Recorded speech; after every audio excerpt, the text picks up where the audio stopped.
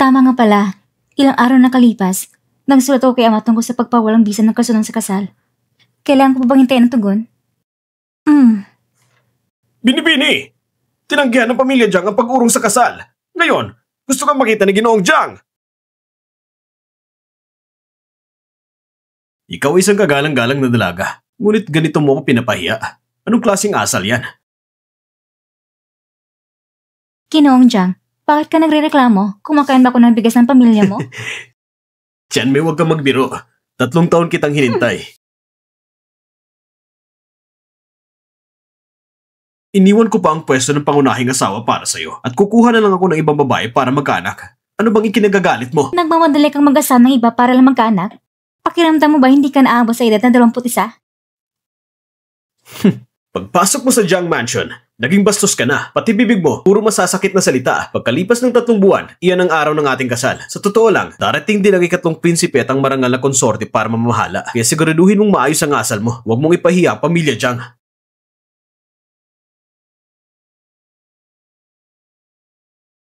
Walang hiya. Bastos ka!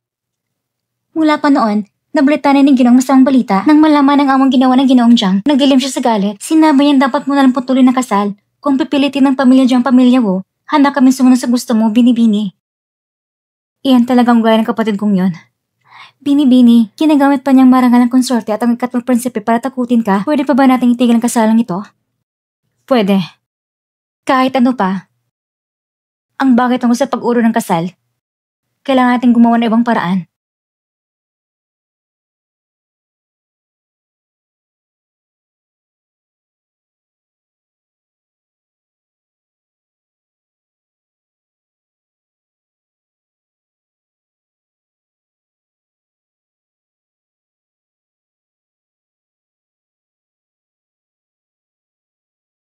Dongshan, sabihin mo nga, bakit kailangan itali ang mga babae sa mga lumang tuntunin? Mula nang pumana ang ginang 3 taon na kalipas, dahil sa pagkakasangkot ng iba, nagkasakit ng mataas na lagnat ang Binibini ng 2 linggo. Pagkagising niya, tila nagbago ng kanyang pagkatao. Binibini, huwag mo nang masyadong isipin. Pagbalik ng Ginoo, sigurado papaglalaban ka niya. Kung kaya na mag-alaga ng ibang babae, kaya ko rin. Ay, bakit hindi pa dumarating ang tulong ng kanyang kamahalan? Kumantala pa, ang kanyang kataas-taasang prinsipe ay mapipilitang maging monghe. Ginoo, hindi mo pa naputol ang ugnayan mo sa mundo. Mahal na guro, desidido na ako. Hindi mo na kailangan pangaralan ako tungkol sa pagtalikod sa mundo. Mas mabuti pang tulungan mo muna kung kalaman ang isip ko. Maaari ba yon?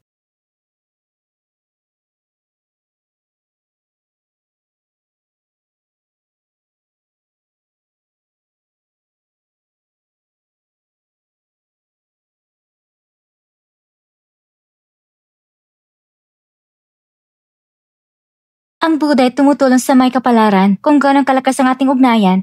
Bakit hindi mo muna ko tulong sa paglalakbay kong ito? O pang maputol ang mga tali sa mundo bago ka tuloy pumasok sa templo? Anong balak mong gawin?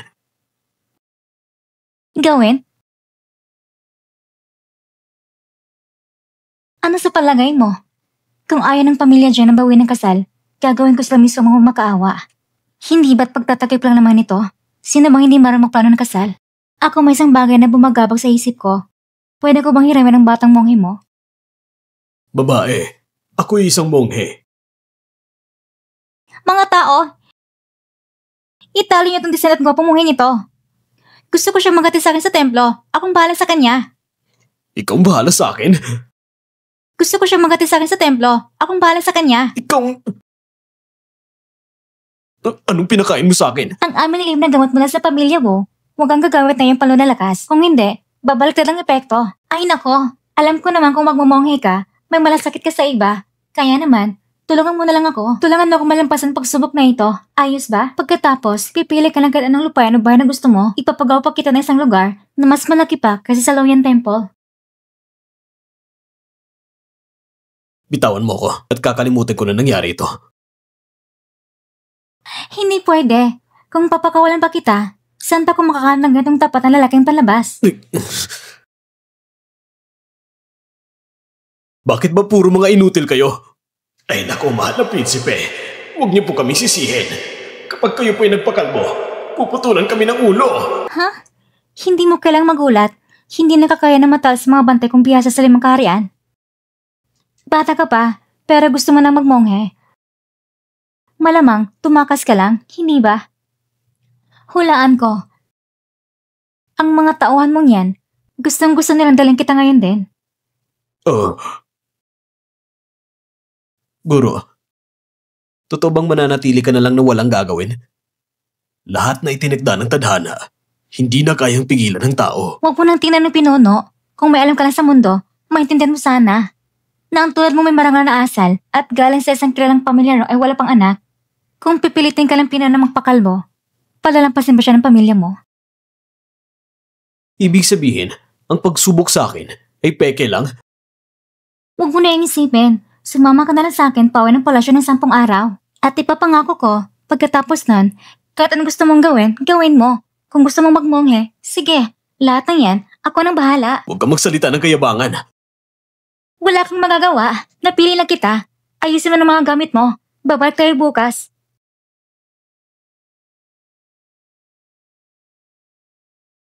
Ang pangalan ko ay Woming Chan. Kung ayaw mong sabihin ang pangalan mo, sabihin mo lang palayaw mo. O baka naman, gusto mong tawagin kitang maliit kong mahal. Sino bang papayag sa ganyang tawag? Hindi ko akalain may ganitong maya na binata. Huwag kang mag-alala. Una, hindi ako pipilit sa'yo. Pangalawa, hindi kita pahihiyain. Pangatlo, hindi kita lalapastanganin. Isipin mo na lang, lilipat ka ng lugar para mag-aral. Maraming libro tungkol sa pagninili at disiplina. Totoo bang marami kang librong ganon? Pumunta ka sa bahay ko, tignan mo mismo. Mag-ingat ka! Ano tong nararamdaman ko? Bakit ang bilis ng tibok ng puso ko? Ikaw? Bini-bini! May isang babae sa labas na umiiyak. Yakap ang kanyang anak, hinarang ang karwahe, at gusto makipagkita sa'yo. Bihira mangyari to. Nagbigay galang ako sa kalimang binibini. Ipinakikiusap ko. Ipagkalob niyo pa sa aming mag-ina ang daang tungo sa awa ng Buddha. Ang init-init pa naman. Lumot ka pa rito para saan? Woming Chan, ikaw pinanganak bilang pinakamarangal na anak ng 5 kaharian. Pero ano ngayon? Hindi mo rin alam kung paano palagyan ng isang lalaki. Bini-bini. Si Jiang Jishi ay napamahal sa'yo. Kahapon, sinabi niya sa akin, kapag kasal mo raw, ipapalagay niya sa'yo ang 2 bata. Ako naman ay pumayag. Ang bunso ay 2 taong gulang na. Kaya binibigay ko siya sa iyong pag-aaruga. Kampante ako sa'yo. Chichi! Ang asawa ko. Kakapanganak lang. Mahina pang katawan. Natatakot ako para sa kanya. Aba, ang babaeng ito, ang galing umarte. Lahat ito, para lang magang karapatan sa pag-alaga ng batang nakakatuwa. Hindi ko makakaila. Talagang may mata ako sa pagkakilala ng tao. Si Wujia, ang ika-4 na anak, ay nakatakdang pakasalan si Jiang. Nilapastangan niya ako. Para lamang sa pansariling pakinabang. Nakakaawa talaga.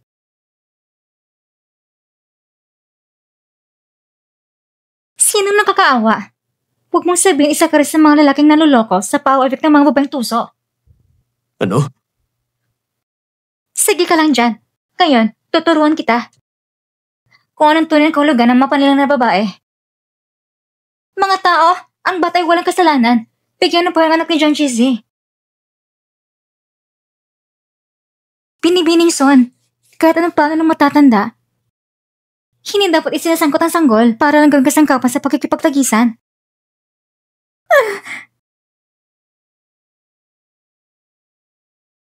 Bini-bini, anong pagkikipagtagisan?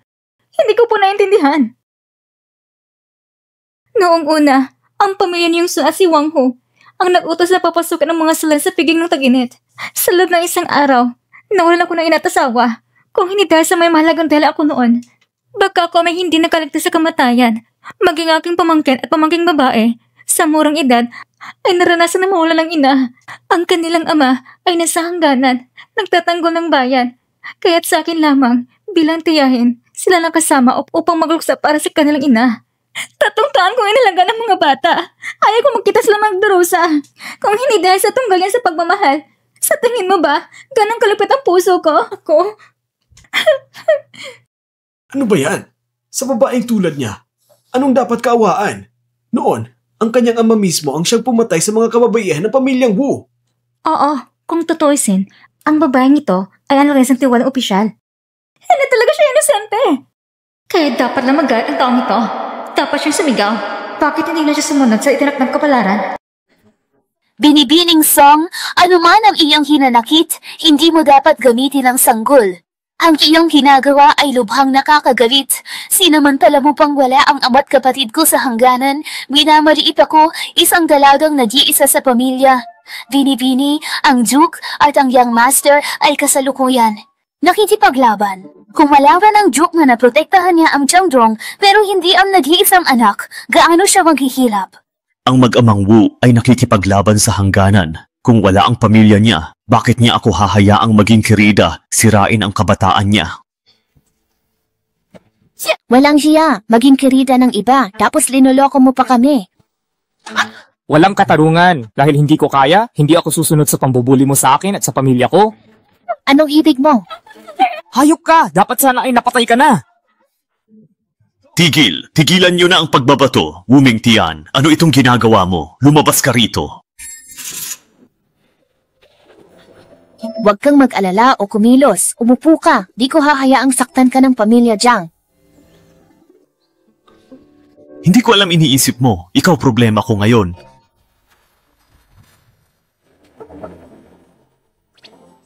Anong problema niya? Napakaganado niya kay Jiang Yuan. May alitan ba sila? Wu Mingtian, bumaba ka riyan. Huwag kang gumalaw. Masyado kang magulo. Ganyan, mas maayos. Hindi! Bumaba ka diyan. Bago pa man tayo ikasal, ganyan ka nakadedikado? Aling maharlika sa syudad ang walang maraming asawa? Ngunit ako, ikaw lang ang nag-iisang babae ko. Sapat na yon upang maipakita ang aking taus-pusong damdamin sa'yo. Huwag ka namang walang utang na loob. Si Jiang Yuan, walang hiya, pampublikong pinahiya ang anak ng Duke. Naging walang batas ang kapangyarihan ng ikatlong kapatid. Oo, naisip ko rin. Kanina, parang narinig kong may kinakausap si ate sa loob ng karwahe. Kaya malamang, hindi lang siya ang nasa loob. Baka naman may kasama siyang ibang lalaki doon? Ano? May lalaki si Wu Mingtian sa karwahe? Hindi ako nagkamali. Wu Mingtian, agad mong buksan ang kurtina upang maimbestigahan ko ito? Kung hindi, ipapawasak ko ang iyong Wuduk Mansion? Sobra na to, ang aming pamilya ay nagsikap para sa pag-unlad ng pamilya Xiao. Ngunit ganito lang kami hiyain ni Jiang Yuan? Inaakala ba niyang wala na ako o patay na ako? Teka, wag! Ganun na lang ba ako hiyain ni Jiang Yuan? Akala ba niya patay na ako? Wag! Kung makita ni Jiang Yuan ang mukha mo, mamamatay ka. Ano yon? Kinuha man kita bilang kerida, ayaw kong malantad ka at pag-usapan ng iba. Kung makita ng pamilya Jiang ang itsura mo, siguradong gaganti sila. Malaladay sa panganib ang buhay mo, pero poprotektahan kita. Kaya, sa palagay mo ba'y natatakot ako at balak kong tumakas? Kailangan ko mang umiwas sa pamilya Jiang, natural lang na matakot ka. Ngunit huwag kang mag-alala, ngayong kinuha kita, siguradong poprotektahan kita. Kaharap mong mag-isa ang pagtataksil ng pamilya Jiang na sadyang mapanlinlang at mahirap talunin, pero ginagawa mo pa rin ang lahat para sa akin. Nakakatuwa. Sige, poprotektahan ko kayo.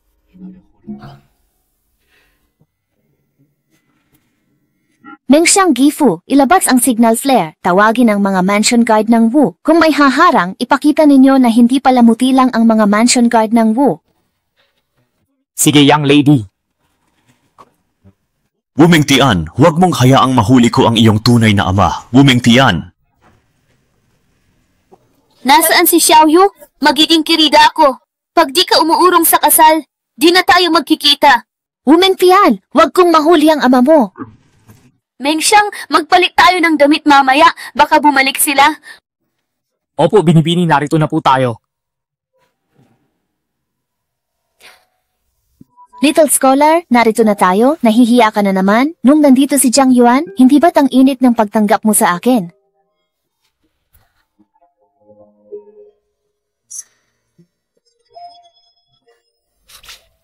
Noon yun nung una, Pagkatapos ng lahat, hindi ko akalaing.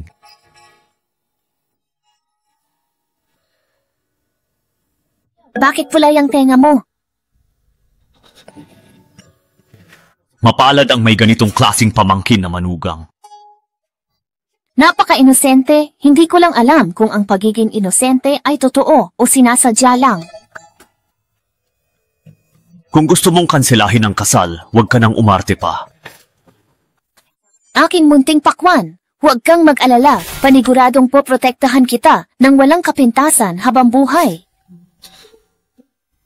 Sino ang nagsabi niyan sa iyo? Ang ibig kong sabihin ay, paano mo ito haharapin sa huli?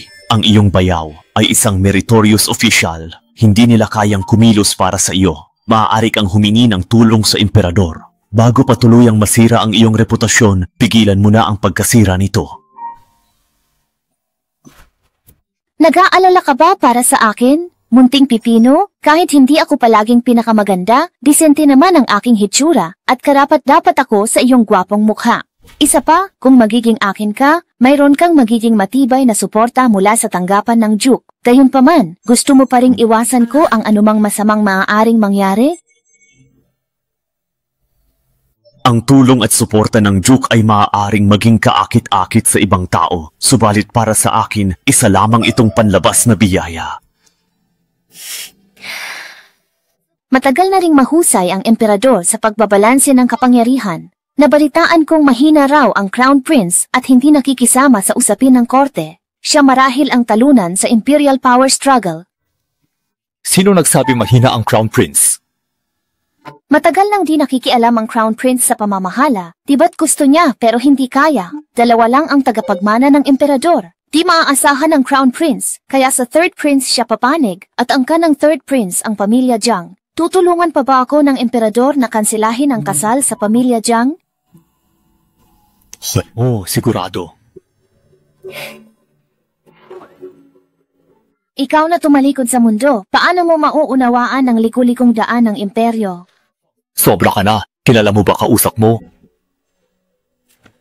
Huli na ang lahat para sa anumang sasabihin, wala nang bawian. Mula nang magdesisyon akong iligtas ka, buong puso kong pinasa ng lahat ng responsibilidad. Napakabigat ng kanikala ng lipunan para sa mga babae. Ngunit pipilitin kong alisin ang mga ito. Kahit na puno ng tinik at balakid ang aking landas, luluhod ako at tatawirin ang lahat ng hirap. Hindi ako magrereklamo at hindi ako magsisisi. Hindi magrereklamo, hindi rin pagsisisihan. Hindi magrereklamo, hindi rin pagsisisihan.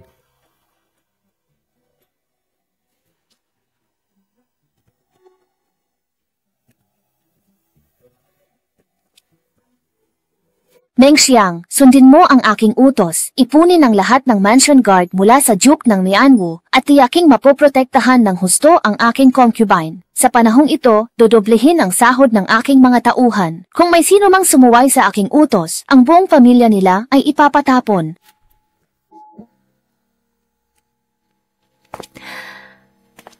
Munting halimaw, bumaba ka na.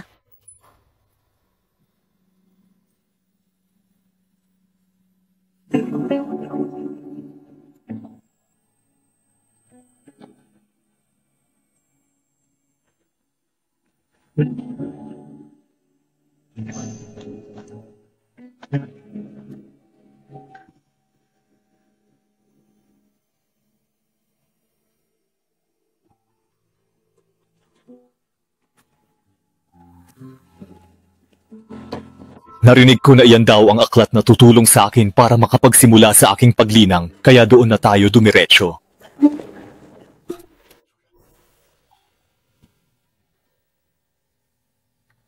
Ano?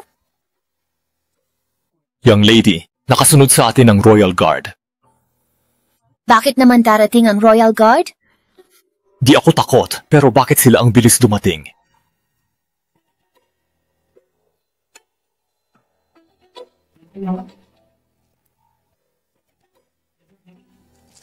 Paano naman darating ang Royal Guard? Nababalitaan ko na lubos na pinahahalagahan ng emperador ang pinuno ng templo ng Longyuan. Marahil ang matandang iyon ay salawahan at isinumbong sa emperador na itinali kita. Binibini, anong gagawin natin? Huwag kang matakot. Handa tayong harapin ang anumang hamon. Sino man ang dumating ngayon, hindi ka nila maaring galawin. Kung ang pinata na si Jiang ay maaaring magkaroon ng kirida, at ang mamamayayamang henerasyon ay maaaring magkaroon ng kirida, bakit ako hindi maaaring magkaroon ng kirida? Sa mundong ito, tanging mga babae lang ba ang pwedeng maging lalaki at maging pabago-bago ng isip?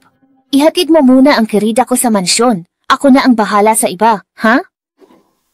Gusto kong makita kung paano mo babasagin ang mga tanikalang yan sa sarili mong lakas. Wuming Tian, mag-ingay ka. Anumang gulo, ako ang bahala sa iyo. Ang young lady ay ang young master ng mansyon ng Duke ng Qin, pinuno ng mga gwardya ng palasyo, pinsan ng Crown Prince, at lubos na pinagkakatiwalaan ng emperador.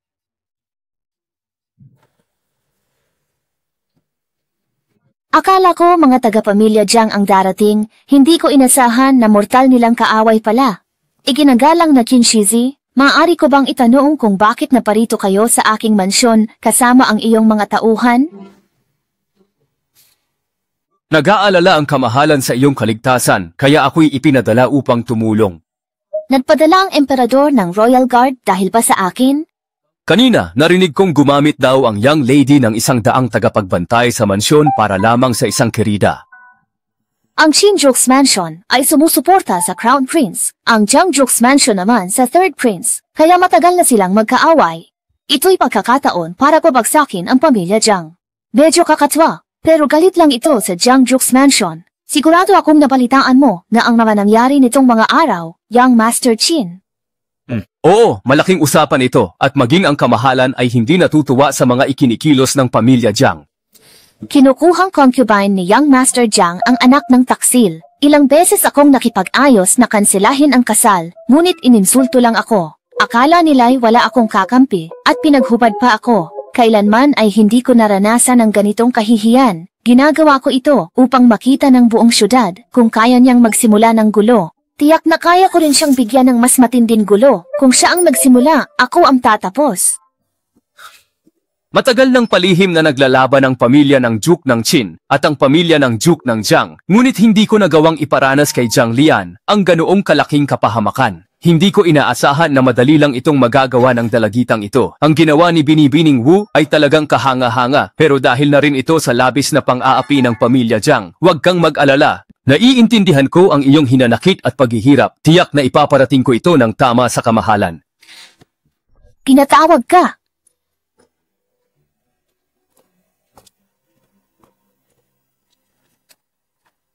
Hindi ko akalain ganyan kadali kausapin si Young Master Qin. Hindi.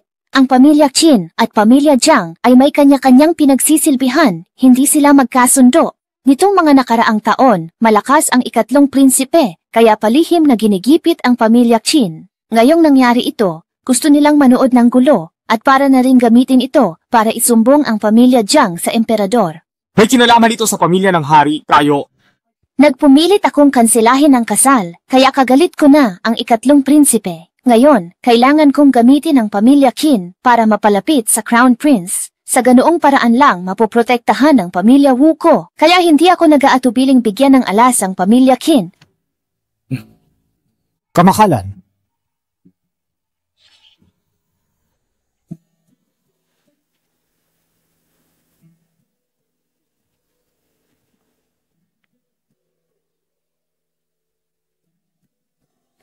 Sa pilitan kong isinama ang little scholar, kailangan ko siyang suyuin. Sino kayang Ginoo ang binatang iyon? Napakakino at katangi-tangi ng kanyang dating. Iimbestigahan ko po.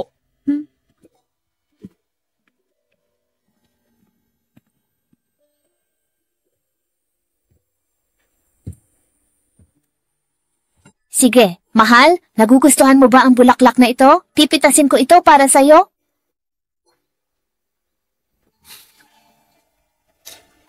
Noong ako ay bata pa, mayroon ding pumipitas ng lotus para sa akin. Pagkatapos,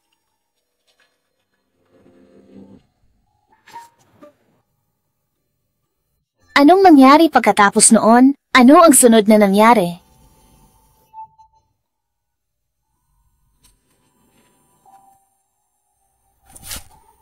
Gusto ko ang totoong lotus mula sa lawa, at ikaw naman, Ang puting jade pendant na lotus na nasa aking baywang ang hinahanap mo? Anong nilalaro ninyo, kamahalan?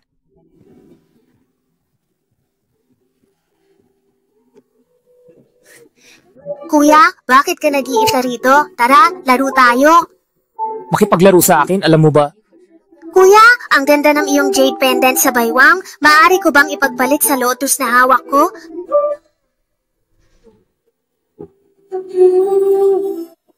Matagal na tayong di nagkita. Nakalimutan mo na ako. Hindi ko rin alam kung saan nagmula ang jade pendant na ito, ngunit nasanay na akong isuot ito. Kung gusto mo, ibibigay ko sa'yo. Bukod sa puting jade pendant na may lotus, ano pa ang gusto mo? Dali, sabihin mo sa akin. Huwag lumapit. Nahihiya ka na naman? Huwag kang matakot. Ngayon lang ako nagkaroon ng kirida, kaya wala akong karanasan.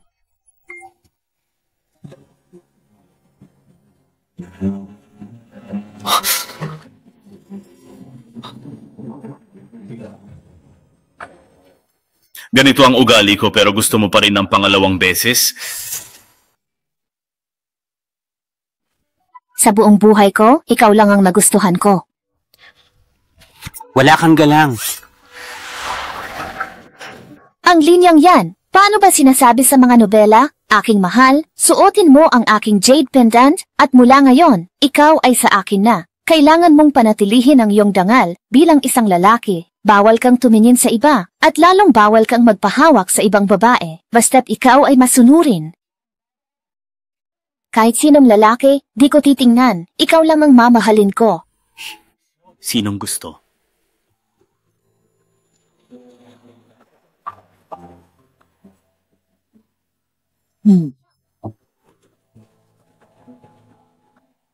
Kung ayaw mo, ibabalik ko na lang. Pakinggan mo ang hangin na humahampas sa akin at ang puso ko, ang bilis ng tibok, nanlalabo ang aking mga mata. Tara, ipapakita ko ang iyong silid. Makinig ka, mahal. Young Master, ang Crown Prince, di natin ililigtas? Iligtas? Sa aling bahagi mo nakita na kailangan ng Crown Prince ng saklolo? Nais lang ni Ashen na magpahinga at sinabi niya na ang dalagang ito ang magdadala sa kanya pabalik sa realidad. Pero ginawang kirida ang Crown Prince kung ito ay makararating sa kaalaman ng emperador.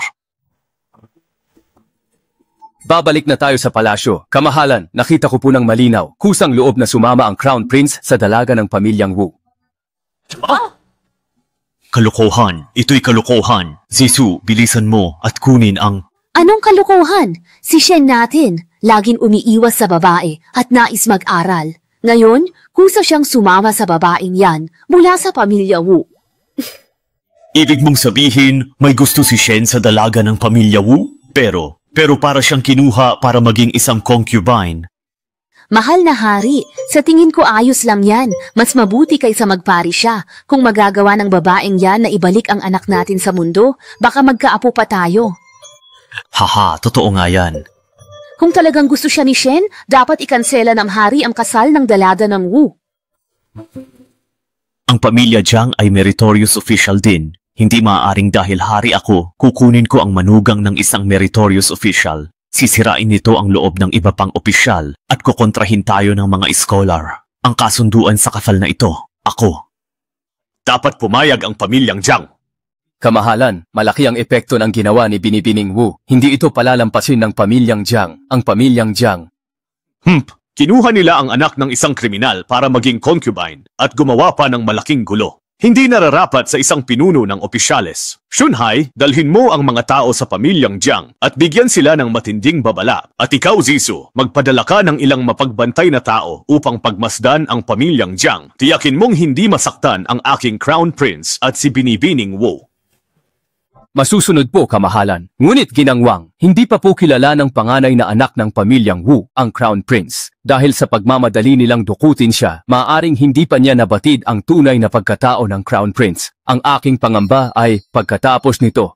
Hindi maaari iyon! Shunhai, Zisu, iparating ninyo ang aking utos. Sino mang magbunyag sa pagkakakilanlan ng Crown Prince, ipapapatay ko ang kanyang buong angkan. Kamahalan, paano kung ang Crown Prince mismo ang magbunyag ng kanyang pagkatao?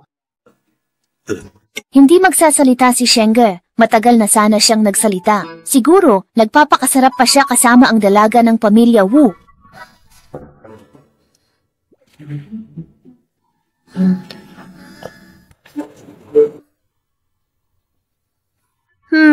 Hindi mo pala gusto ang tokwa. Ang lahat ng pagkaing nakahanda sa mesa na ito ay sadyang ipinaghanda ko para sa iyo sa kusina. Kainin mo lamang kung ano ang iyong gusto. Espesyal ba itong inihanda para sa akin? Natural, inihanda ito para lamang sa iyo. Hindi mo ginalaw ang iyong chopsticks. Baka naman hinihintay mo akong subuan ka? Halika, kumain ka pa ng isa. Sobra ka na. Hindi dapat naglalapit ang babae at lalaki. Huwag kang bastos.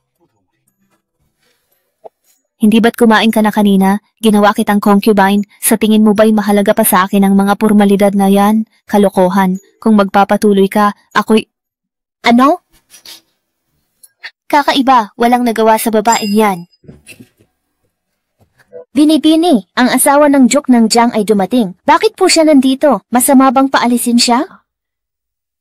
Nabalitaan kong nagpadala ang palasyo kay Eunuch Shunhai para bigyan ng babala ang pamilya Jiang. Namutla sa galit ang Juk ng Jiang.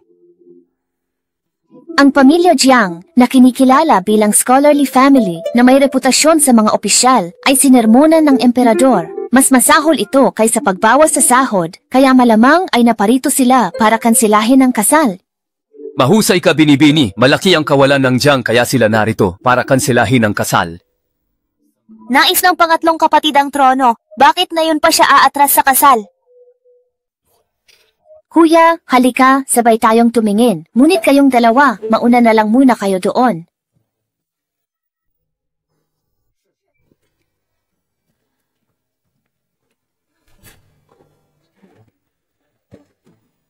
Isuot mo ito, huwag mong hayaang makita ng iba ang iyong mukha. Ay ginang Jiang, huwag po, may sakit ang aming Binibini. Gusto kong makita ang Binibini. Ako ang magiging biyenan niya at hindi ako natatakot na maakusahan ng kawalang galang. Halika, sumunod ka sa akin. Grabe, hindi siya mukhang naparito para kanselahin ang kasal. Paano kung mag-astang biyenan siya sa'yo? Kuya, gusto mo bang magkunwari tayo at maglaro ng isang eksena? Anong balak mo? Ginang, imbes na manatili sa poder ng Juk ng Jiang, bakit ka nanggugulo? Tiyan, gaano ka man kadismaya sa ginawa ni Yue Er, may hangganan ang pagtatampo mo, hindi ba? Akala mo ba nagtatampo lang ako?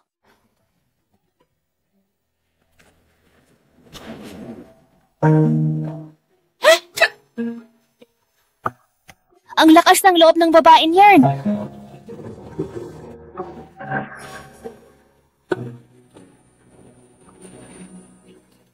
Ano ang iyong inilagay, binata? Biglang naging napakalinaw ng aking pang-amoy.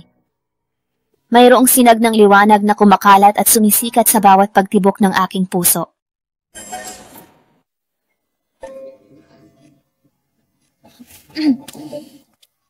Ginang, akala mo ba nagtatampo pa rin ako? Ikaw yan! Ginang, huwag kalimutan ang bilin ng Ginoo. Sa kasal na ito, umaasa ang ikatlong prinsipe. Pwe, walang hiya ka! Ginang, nakita ko, hindi pa rin nawawala ang kunot sa noo ni Binibining Wu at magaan ang kanyang kilos. Marahil birhen pa, ang ilang matatanda sa panlabas lang pala tumitingin. Ang asal ay nagpapakita ng katotohanan o kasinungalingan. Kailangan ko bang sirain ang anuman para lamang sa isang palabas? Tiyan, nalalaman kong may hinanakit ka at naarito ako upang pagpasyahan ang iyong kapakanan. Mag-usap tayo. Maliban sa pagpapawalang bisa ng kasal, huli na ang lahat para sa iba pang pag-uusap. Hindi.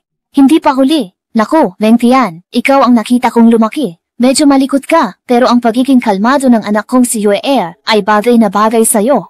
Ha? Kalmado? 3 taon akong nagluluksa, ngunit siya, sa loob ng 3 taon, 2 na agad ang anak nila ni Wan Shi. Ngayon lang ako nakakita ng ganyang pagkawalang hiya, ikaw. At yan ba ang tinatawag mong kalmado? Tiyan, alam kong nagkamali si Yue Er. Huwag kang mag-alala, pananagutan ko ito. Pananagutan? Paano? Ibabalik mo ba ang 2 bata sa sinapupunan niya? At si Jiang Shizinyo, hindi ba't nasa masamang kalagayan? Hindi ba't ikaw ang walang dahilan na nagwawala? Kayo ang launang nagwala. Naku, Tiyan. 3 taon kang nagluksa. Sinayang mo ang pinakamagandang panahon. Kung aatrasan mo ang kasal sa pamilya Jiang, saan ka makakahanap ng mas mabuting asawa? Kung gayon, hindi na ako mag-aasawa.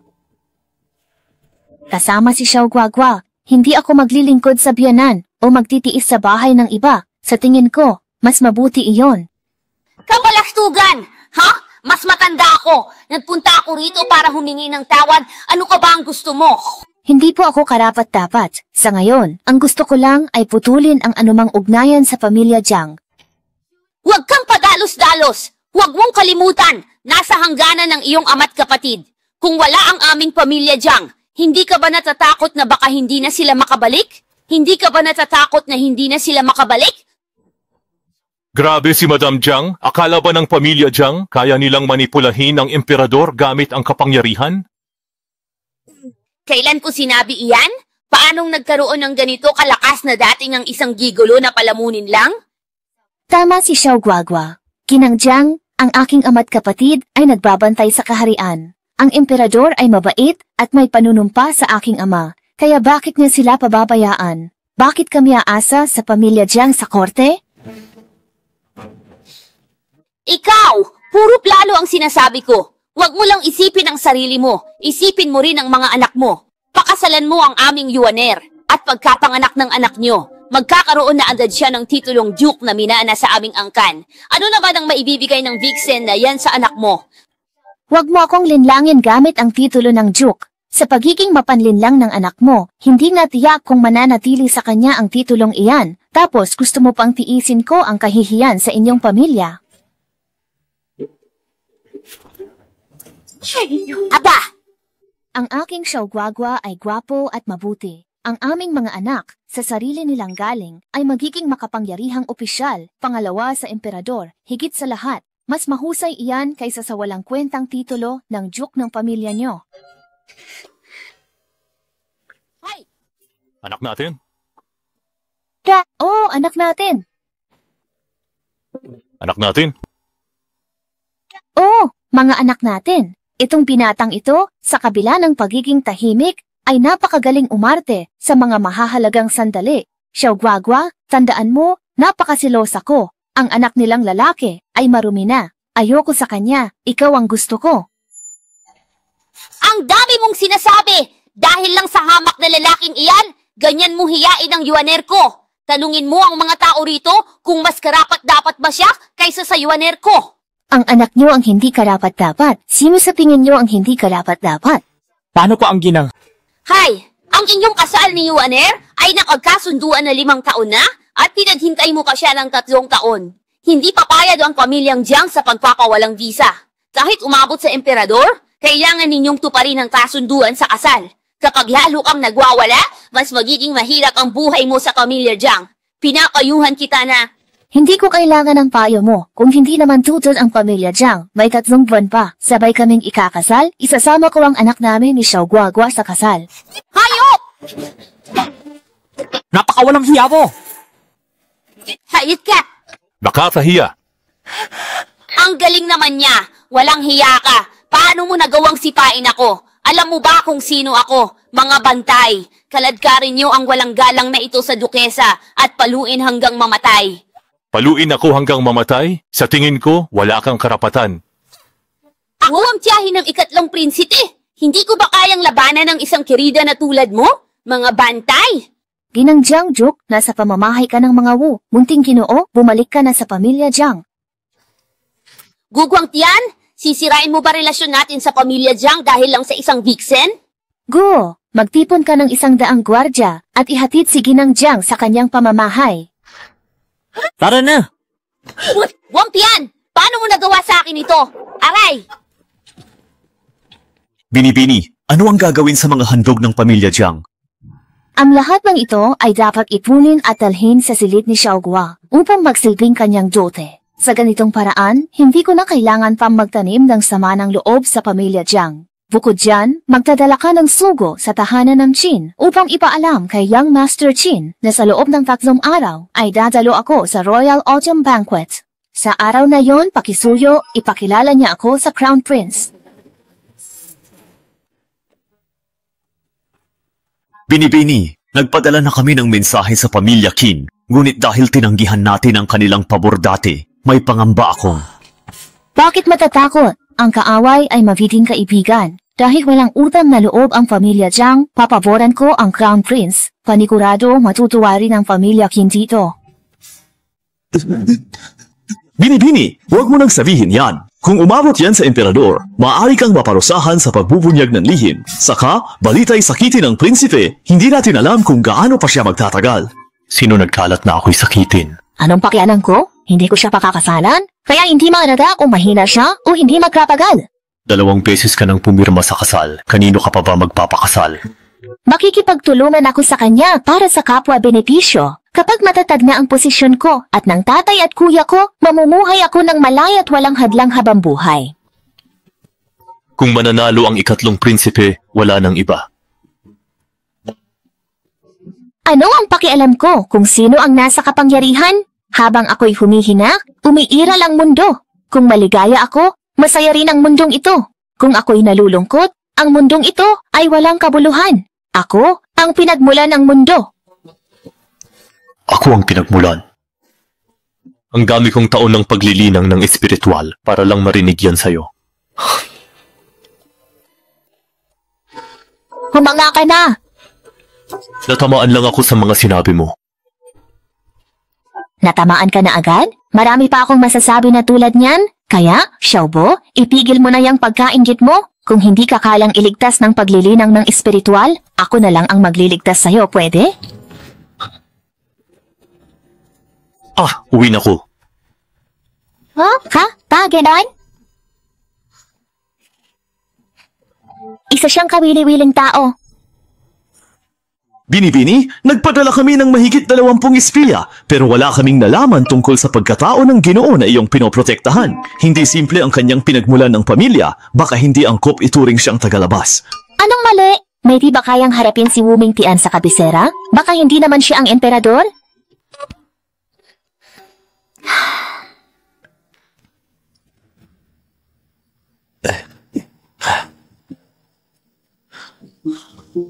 Sa itsura ninyong dalawa, mukhang hindi kayo nagkasundo. Yaya, baliw talaga ang babaeng yun, pero hindi pa nakakabaliw. Kapag humupa na ang galit niya, isasama ko ulit si Yueya. Bakit di patayin ang halimaw? Yaya, di mo alam kung gaano siya protektado ng baliw na yun. Kami, prinsipe, ang resulta ay mahalaga.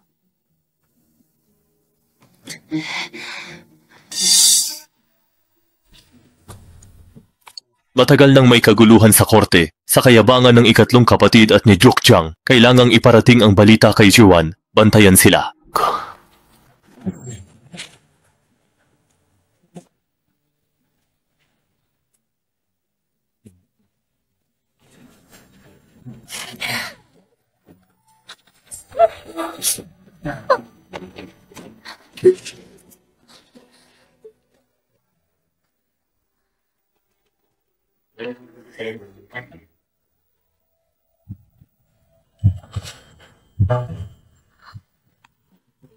Ako.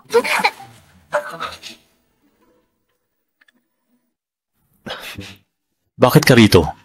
Nakita kong nagmamadali kang umalis kaya maraming bagay ang hindi mo nadala, kaya dinalhan na kita nito. Ay, oo pala, nakalimutan kong magtalada ng mga tagapaglingkod para sa'yo. Dong Xue, suklayin mo ang kanyang buhok. Ibang babae, ayokong may ibang humahawak.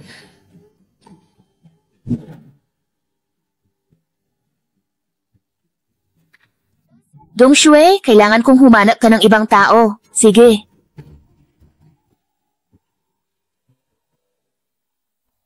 Hindi mo hahayaang hawakan ka ng ibang babae. Ibig sabihin, gusto mong ako ang humawak sa'yo at gusto mong ako ang magsuklay ng buhok mo, hindi ba?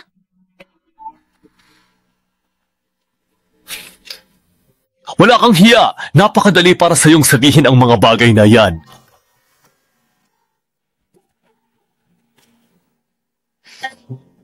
Talaga? Huwag paglaruan ng buhok ng lalaki.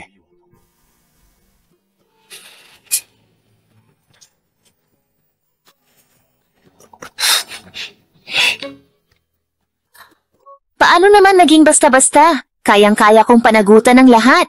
Halimbawa, Maaari kang maglaan ng iyong sarili sa akin. Ikaw ang mananagot para rito? Bakit ako pa ang dapat na maglaan ng sarili ko sa'yo? Kalabasa, gusto mong ilaan ko ang sarili ko? Sa halip na tuksuhin ako, mas mabuting pag-isipan mo kung paano mo haharapin ang pamilya Jiang. Dahil sa ginawa mo sa kanya ngayon, hinding-hindi kanila palalampasin. Ano ba ang ginawa kong masama? 2 beses mo siyang niloko, pero nagagawa mo pa ring magkunwaring inosente. Sa itsura ng binatang ito ngayon, mukhang kaakit-akit siya.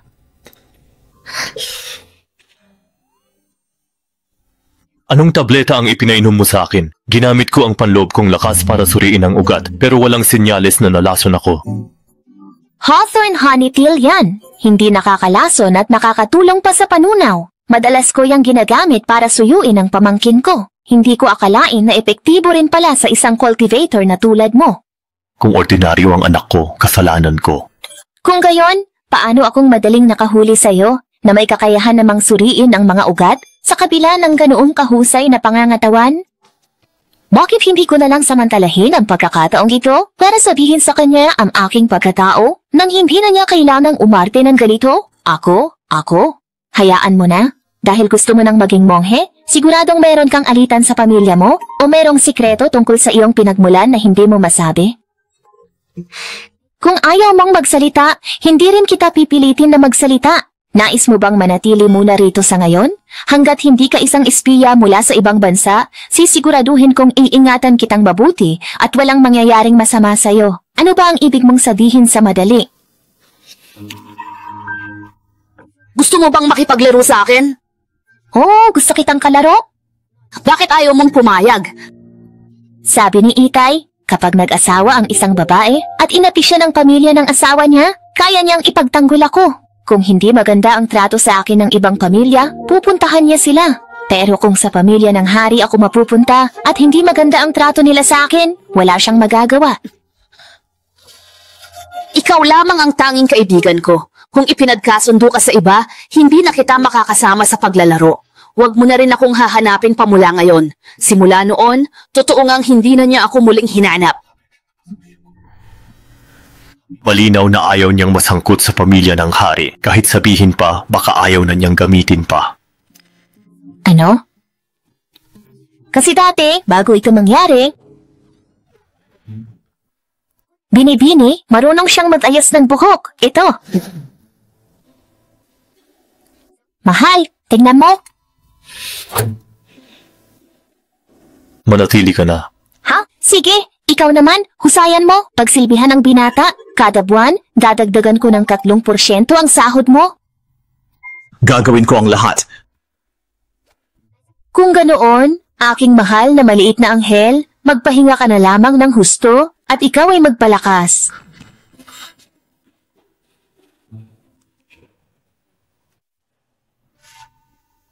Paumanhin, prinsipe! Nang walang utos ko, huwag ibubunyag ang aking pagkatao. Masusunod. Nakalusot ka sa udang, matalino ka rin pala. Proprotektahan ko ang prinsipe kahit mamatay. Bago magumaga, ihatid ang liham na ito kay Zisu sa pamilya Qin. Kaya mo?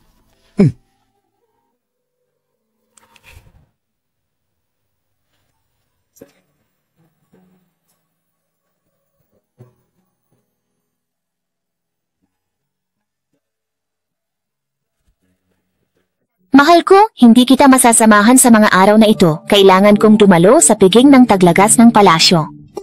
Sasama ako. Hindi kita pwedeng isama ngayon. Makikipagkita ako sa prinsipe. Hindi titigil si kuya. Kailangan nating maghanda. Dapat muna tayong maghanap ng tiyempo para makita sina ama at ina. Bakit? Nagsiselos ka ba ngayong narinig mong makikipagkita ako sa prinsipe? Hindi. Anong hindi? Habang binabanggit ko ang prinsipe, lalong humihigpit ang kunot ng noo mo. Tingnan mo ito, halos maging tsuwan na. Huwag ka lang magselos, ha? Akin ka lang. Kahit pa walang kapantay na kagandahan ng prinsipe, ikaw pa rin ang gusto ko, hindi siya. Bakit ayaw mo sa prinsipe? Bakit ayaw mo sa prinsipe? Dahil malalim ang palasyo, mag-aagawan lang kami sa pagmamahal ng isang lalaki. Mas masaya nang maging malaya at maglakbay sa mundo. Ayaw niyang masangkot sa pamilya ng hari. Kung malaman niya ang pagkatao ko, baka paalisin niya ako sa Wumanor. Anong nangyari? Ganyan ang itsura niya? Para bang sinapian ko ang kanyang kaluluwa? Isuot mo, Wang. Sasama ako sa'yo. Munting Melon, naghahanap ka ba ng pagkakataong tumakas? Hindi ako nagtangkang tumakas. Ang tanging nais ko ay ang makasama ka. Kung gusto mong sumama, sige lang. Siguraduhin mong suot ng maayos ang iyong belo. Ikaw ay akin, at kahit sino ka pa, o kahit saan ka pa magtungo sa dulo ng mundo, sisiguraduhin kong maibabalik kita. Anong nangyayari sa'yo? Bata pa lang ako, marunong na akong magbasa ng palad. Hayaan mong suriin ko ang iyong palad. Aha! Tila ako nga ang kakulangan sa iyong buhay. Nako, mabuti na lang at natagpuan kita at bibigyan mo pa ako ng harik bilang gantimpala. Anong nangyayari? Bakit huminto ang karwahe? Binibini, iniutos kay General Jiang na sugpuin ang mga bandido kaya may harang dito. Opisyal na daan ito. Walang balitang nanggugulo ang mga bandido rito. Sila siguro ang pakay. Huwag kang matakot. Diyan ka sa karwahe. Wala silang magagawa sa'yo. Baka di lang umabot sa Royal Autumn.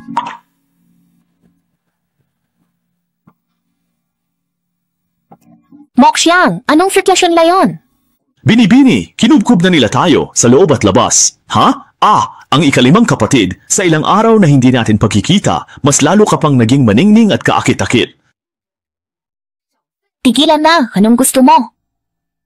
Utos ng ikatlong prinsipe na sugpuin ang mga bandido. Di ko inakalang mahaharang ko ang karwahe ng ikalimang kapatid. Kung nagpupugot ka ng bandido, hindi kita abalahin, Shizzy. Pakiusap, padaanin kami. Hindi maaari. Ang pinuno ng mga bandido ay tuso at mapanlin lang. Kailangan naming halughugin ang karwahe. Baka nagtatago siya sa loob. Taano kung ayaw ko? Ituturing kang kasabwat. Gumintian. Tingnan mo kung paano kita papatayin gamit ang sarili kong mga kamay. Kung ipipilit mo iyan, ikalimang kapatid, huwag mo akong sisisihin kung mawala ang aking paggalang. Mga tauhan, halughugin niyo ang karwahe. Subukan mo, Jiang Yuan. Huwag mong isipin na hindi ko alam na wala kang alam sa pakikipaglaban. Inutusan kang sugpuin ang mga bandido, pero ginagamit mo lang yan para magplano ng iligal. Mali ka, kapatid. Ang ikatlong prinsipe, personal pang lumaban sa mga bandido? Hindi ka ba natatakot sa kanilang kalupitan? Hindi ko inaasahan ang ganun mong pagmamalasakit. Matatalino tayo, kaya alam mo na siguro ang dahilan ng pagparito ko. Hindi ko alam. Kung gayon, mag-usap tayo ng diretsahan. Itong pinsan ko ay walang pinagkatandaan. Bilang nakatatandang kapatid, naparito ako para ayusin ang gulo at magkabati na ang ating mga pamilya. Ngunit ang kilos ng prinsipe ay tila pananakot, hindi pamamagitan. Ikalimang kapatid, huwag kang mag-alala. Nandito ako para protektahan ka. Dalhin sila rito. Yan lang! Yan lang! Bakit ka rito? Ipinadala ako ng prinsipe para pag-usapan kasal natin. Binibini, dinala ng prinsipe si Sun Changqian. Narito ba talaga siya para ayusin ang lahat? Hindi siya ganon kabait. Ipinapunta niya si Sun Changqian dito para ipapatay. Dahil kapag namatay si Sun Changqian, wala nang dahilan para itulak ang kasal. Jiang Yuan, patayin mo siya. Si Sun Changqian, bilang anak ng isang traidor, sinira niya ang alyansa, ipinahiya ang prinsesa ng Xiao at nagtangkang mag-aklas. Nararapat siyang mamatay. Yue lang! Iligtas mo ako! Yue lang, huwag mo akong sisisihin, Third Prince. Maawa po kayo. Kamahalan, huwag kayong maging malambot ang puso. Gawin niyo na.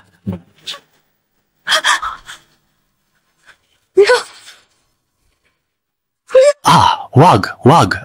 Kung mayroong dapat sisihin, tanging si Wu Mingtian lang iyon. Huwag kang mag-alala, ipaghihiganti ko siya para sa'yo.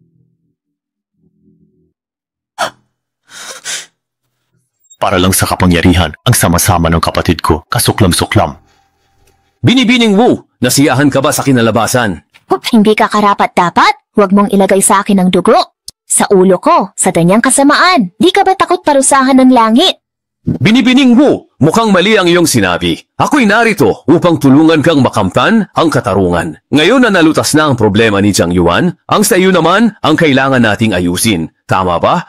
Huwag kang umasa. Kung galawin mo siya, patayin mo muna ako. Binibining Wu, nalinlang ka ng salarin. Hindi kita sinisisi. Hulihin ang salarin, huwag saktan si Binibining Wu. Tingnan natin kung sino ang mangangahas kumilos. Mayroon akong token na personal na ipinagkaloob ng emperador. Gagamitin mo ang token ng aking ama para takutin ako, Binibining Wu, pag-isipan mo. Ang daan sa unahan ay puno ng hirap. Kung ididiit mo ang iyong kagustuhan, huwag kang magsisisi. Tama na ang salita, paalisin mo kami. Kabi.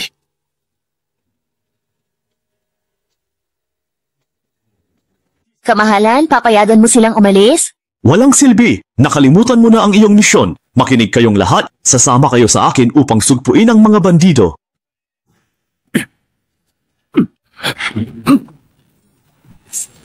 Mag-init ka. Kuya Xiao, ang kamay mo? Ayos lang ako. Itong si Xiao Kangye, walang pinipiling paraan sa kanyang mga kilos. Mukhang lubos siyang desididong kalabanin ng aming pamilyang Wu. Xiao Kangye, nawawala ka na ba sa iyong katinuan? Binibining Wu, nasaktan ka ba? Mga walang hiya? Bulag ba ang kuya mo? Kapag sinaktan ninyo ang aking babae, babayaran ninyo ito ng buhay ng buong pamilya ninyo.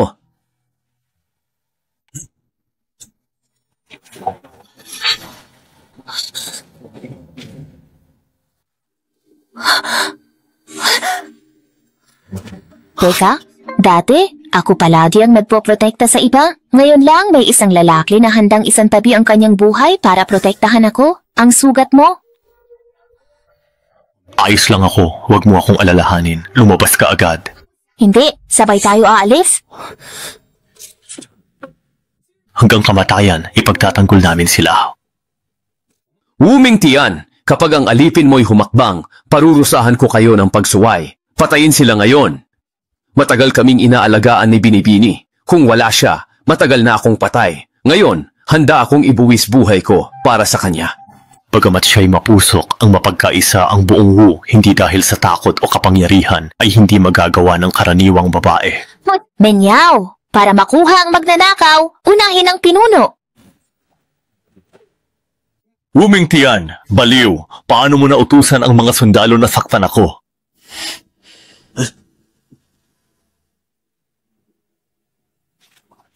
Manahimik ka. Ang lakas ng loob mo. Anong ikaw? Xiao Kangye? Ang ama ko'y nakikipaglaban para sa bansa, tapos dadalhin mo ang daming bantay para apihin ang isang babae? Sasabihin ko sa buong kabisera ang ginawa mo, tingnan natin kung sino ang kaniniwalaan ng iyong ama. Mingtian, talagang naglakas loob ka? Ha? Makinig kayong lahat. Hindi niya ako magagawang saktan. Palibutan ninyo at paulanin ng mga palaso ang lalaking iyon na nakamaskara at patayin. Ibunyag mo! Sige ma, ibunyag mo!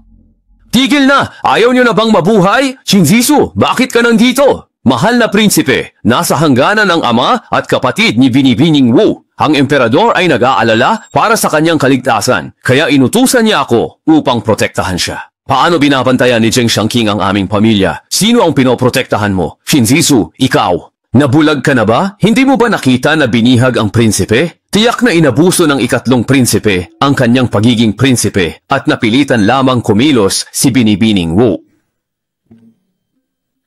Ay, oo, tama, ganun nga. Ginong Qin, maayos akong naglalakad sa daan nang biglang itong ikatlong prinsipe ay parang nabaliw at walang puso niyang sinira ang aking karwahe. Kung hindi ako iniligtas ng aking alaga, baka hindi mo na natupad ang utos ng emperador ngayon. Talaga? Tingnan mo! Si Ashen, pinrotektahan ang dalaga ko. Ginoo, nasugatan ka ba? Malubha ba ang iyong sugat? Naku, masakit ba yan? Tingnan mo, ang malambot at maputing kamay ng aking minamahal ay nasunog at duguan. Nakakadurog ng puso.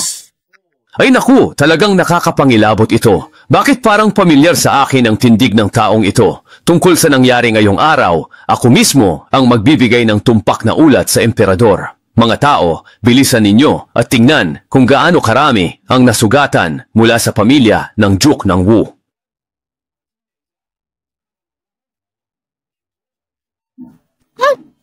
Oh, tama! Bilisan ninyo, tingnan natin kung ilan ang nasugatan sa aming pamilya Wu. Sandali na lamang at ang prinsipe ay magsusumbong na sa emperador upang makakuha tayo ng sapat na bayad pinsala. Hoy Mingtian, niloloko mo ba ako?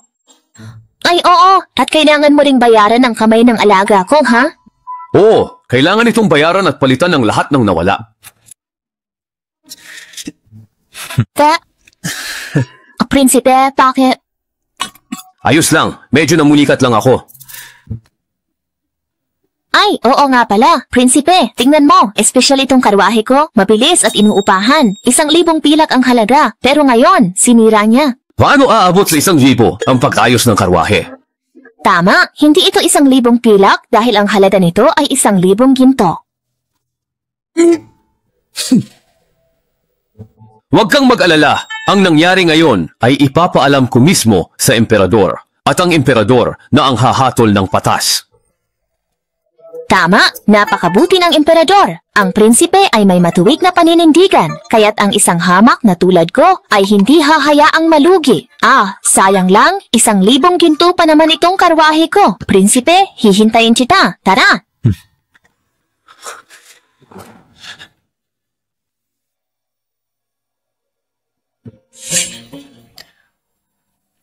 Nasugatan ka ngayon, kaya magpahinga ka na ng maaga.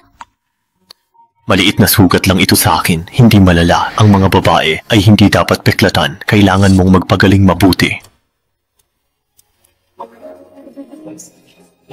Ako nga ang nagdulot ng kaguluhan sa kanya, subalit sa gitna ng panganib, buong tapang niya akong ipinagtanggol sa kanyang likuran. O, munting kalabasa, bakit mo isinantabi ang sarili mong kaligtasan upang ako'y ipagsanggalang?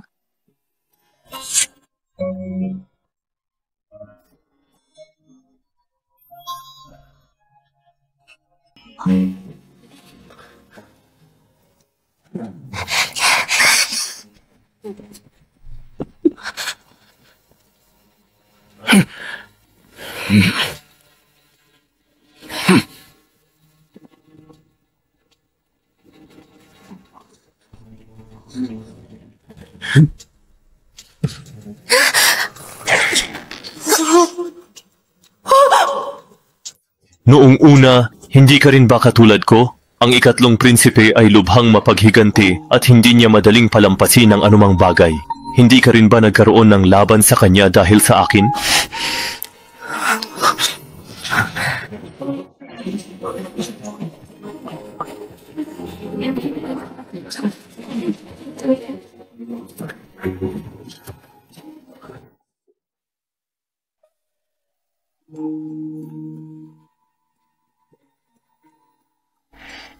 Munting kalabasa, masasabi nating pareho nating naranasan ang buhay at kamatayan. Hindi mo pa rin ba ibubunyag sa akin ang iyong pangalan? Huwag hawakan! Gusto kong hawakan! Hindi mo ba alam na hindi ikaw ang una kong minamahal na alaga? Kaya huwag kang magulat at magpakumbaba ka na lang. Sino? Siya ay isang pasaway na kuting. Napakaliit pa lang, subalit ang kanyang pagiging mailap at hindi mapapaamo ay likas na sa kanya. Dahil dito, pinangalanan ko siya ng munting alaga. So? Pagkatapos nito, lumaki na siya, tumakbo at hindi na kailanman bumalik. Ngayon, hindi mo pa rin sinasabi ang iyong pangalan. Balak mo rin bang umalis at hindi na magpakita? Ang dami mong sinabi para lang malaman ang pangalan ko. Sabihin mo na. Ako si Mingsheng. Kung nais mo, tawagin mo na lang akong Asheng. Anong klaseng Sheng? Isulat mo para sa akin. Tumayo ka muna. Ayoko. Babangon ako kapag tapos ka ng magsulat. Malaki ang inaasahan ng iyong magulang sa iyo. Umaasa silang ikaw ay magiging pinagpala ng malalim na kapalaran, may pinagmulan ng pamilya at talento, at pasanin ang mabibigat na responsibilidad. Bakit mo naman iisipin ang mga ganoong bagay at tila makita ang katotohanan ng mundo? Hayaan mo na. Kung ayaw sabihin ni Ashen, hindi ko natatanungin. Pero, pwede mo bang sabihin sa akin ang iyong apelyido? Ano sa tingin mo? Hindi mo ba sasabihin ang iyong apelyido?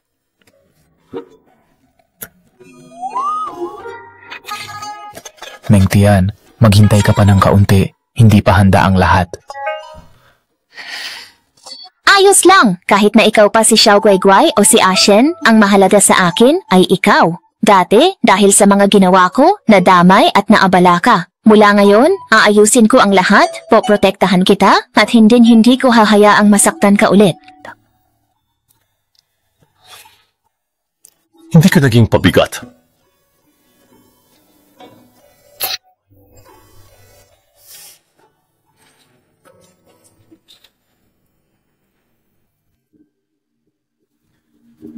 Matagal na akong nagsanay ng paglilinang ng espiritual upang makatulong sa pagkontrol ng aking mga damdamin, ngunit sa kasalukuyan, tila nawawala na ako ng pagpipigil sa sarili.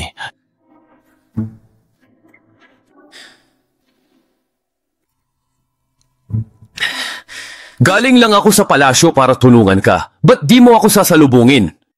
Ang dumi-dumi mo, baka magkabutas na ang bituka mo. Dahil sa katayuan mo, di ka mapuntahan ng hayagan. Kamusta sa palasyo?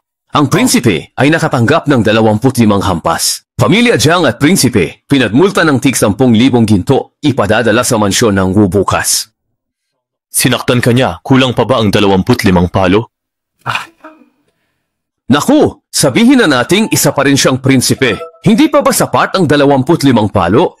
Oo nga pala, anong plano mo? Papunta ako rito, nakita kong tinipon ng dalaga ang ilang katiwala para magpulong.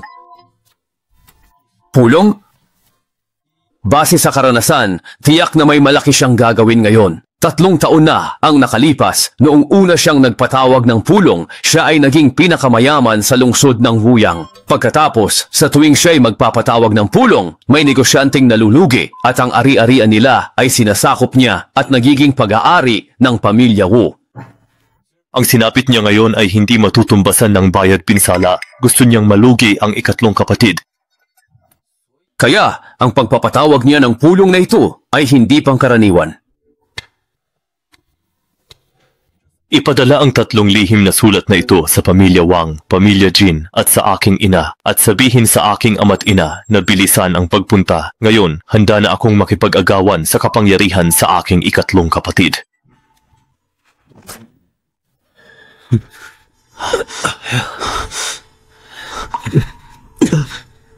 Ang aking ama't emperador, labis kang pabor sa Wu. Pinarusahan si Tiyuhin Junkun, prinsipe, interesado si Chinzisu sa kapangyarihan ng Duke Wu. Kung di tayo kikilos.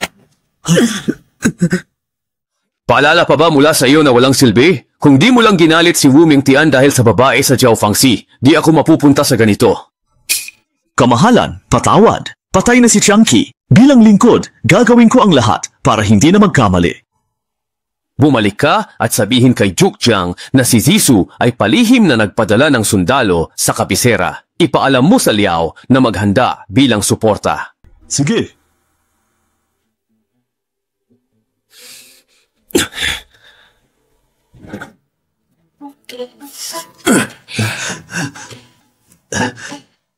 Bini-bini, ito. Hindi ba tuluyan na nating kinalaban ang Third Prince at ang pamilya Jiang?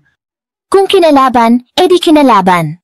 Tutan, hindi na natin maiiwasan ang mga kapahamakan ngayon at darating pa rin ang iba sa hinaharap. Bini-bini, dumating ang imbitasyon mula sa pamilya Qin. Inaanyayahan ka nila sa piging ng iyong kaarawan. Totoo ba ito? Napakagaling! Saktong-sakto, nitong mga nakaraang araw, nakakuha ako ng ilang bagay mula sa ikatlong prinsipe. Negosyo, iaalay ko ito sa prinsipe bilang patunay. Hindi gusto ng prinsipe ang negosyo ng Third Prince. Kung gusto niya, gagawin kanyang prinsesa. Ayoko maging prinsesa. Nagkataon na buwis ito ng Third Prince, kaya ito'y paraan ipakita ang katapatan ko sa prinsipe. Ikaw lang yata sa mundo ang umayaw sa prinsipe. Ang emperador ay matalino. Sa ilalim niya, ligtas at walang alalahanin ang aming pamilya. Sinasabing matalino rin ang prinsipe, kaya't masisiguro ang aking kaligtasan at mapapanatili ang aming karangalan. Tapos?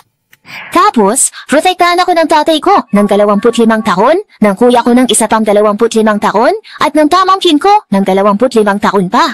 Andito ako para lang magsaya, hindi para magpakasal. Hindi ba't mas masaya kaysa maglakbay sa mundo? Kaya anuman ang aking posisyon o katayuan, sa lahat ng iyong mga plano, wala akong puwang o kinabukasan. Ha? Ano? Ha? Ano ito? Ang ibig kong sabihin, ito?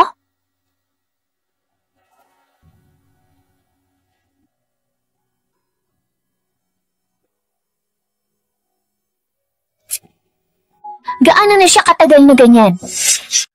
Ilang araw nang hindi kumakain ng Young Master. Simula nang magkatampuhan kayo, malungkot na siya at walang kagalakan. Ay, sensitibo nga pala itong taong ito. Narinig niya siguro ang sinabi kong maglalakbay ako sa mundo, kaya natakot siyang baka iwan ko siya ng walang kasama. Ano? Kasalanan ko. Kinuha ko na nga siya sa'yo, tapos pinabayaan ko lang siyang malungkot at hindi ko man lang inalo. Tapos sasabihin ko na nagkunwari lang akong nadapa para mapabalik siya sa'yo. Aray! Aray! Ah!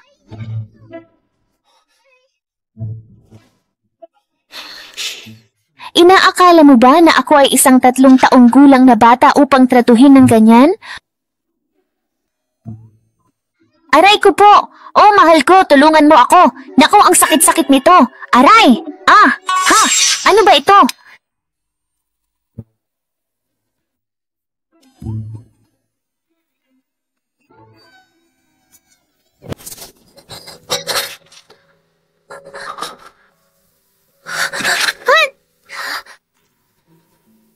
Anong klaseng posisyon to? Nakakahiya. Hoy, Ashen, akala ko kapag nahulog ako, maaawa ka sa akin. Ngunit, ano ba kasing iniisip mo at bakit ka ganyan?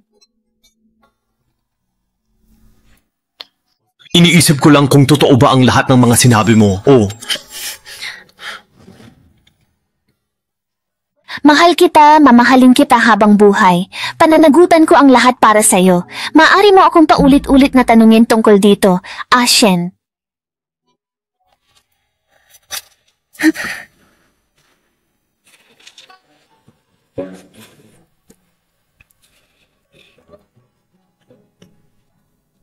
Tiyan, ikaw ang humanap sa akin kaya habang buhay hinding-hindi ka na makakatakas. Ashen, nalulungkot ka ba dahil sa sinabi kong lilibutin ko ang mundo at nag-aalala kang baka iwan kita kaya ka nagkakaganyan? Hindi. Diretso! Kung gayon, paano mo ako susuklian para rito? Hanggat hindi ka sa sobra, mamahalin pa rin kita.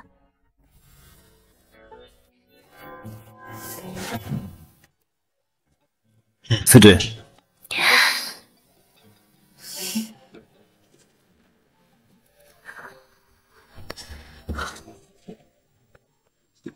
Ashem, nais na ba talagang mag-sign ng marriage certificate sa akin?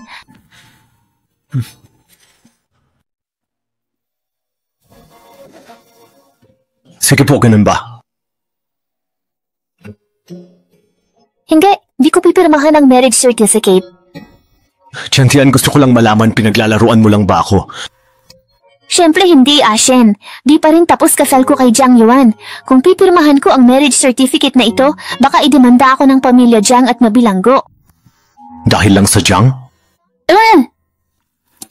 Kailangan kong kumilos agad.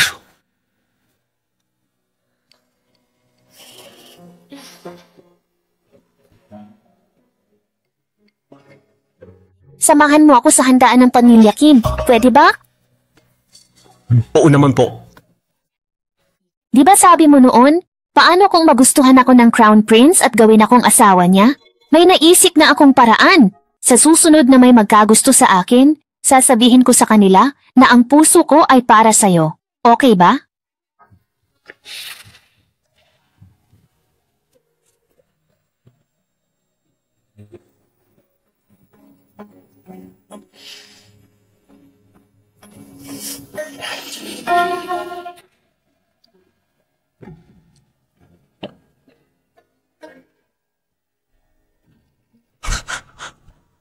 Kamahalan, lahat ng ating mga negosyo sa silangan at hilaga ng syudad ay lubusang inangkin na ni Wu Mingtian. Pati na rin ang mga negosyo sa kanluran at timog ay sumama na sa pamilya Wu. Sana pala ay pinatay na natin siya noon pa. Nasaan siya ngayon? Sabi ng espiya, papunta siya sa mansyon ng Qin kasama ang lalaking yon. Your Highness, kikilos na ba tayo? Tara na, lumakad na tayo. Oo nga po, di ba? Binibini, ang tagapagmana ng pamilya Wu, kasama ang kabit niya. Sinong kasama? Ang ikalimang binibini dumating, kasama ang kanyang concubine. Di ko inasahan bait ni Kuya kay Wu Mingtian. Binibini. Kailangan kong makatakas at makausap ang general. Iyon pala ang concubine ni Wu Mingtian. Maganda na ang kanyang dating, pero parang seryoso ang kanyang tindig. Tila siya ay isang... Lola, pinsan, hindi natin maaaring ihayag ang ating tunay na pagkatao ngayon. Wala nang panahon para tumakas. Naku, paano kung agad tayong makilala sa mismong lugar? Bakit mo naman tinatakpan ang concubine ni Ate Wu?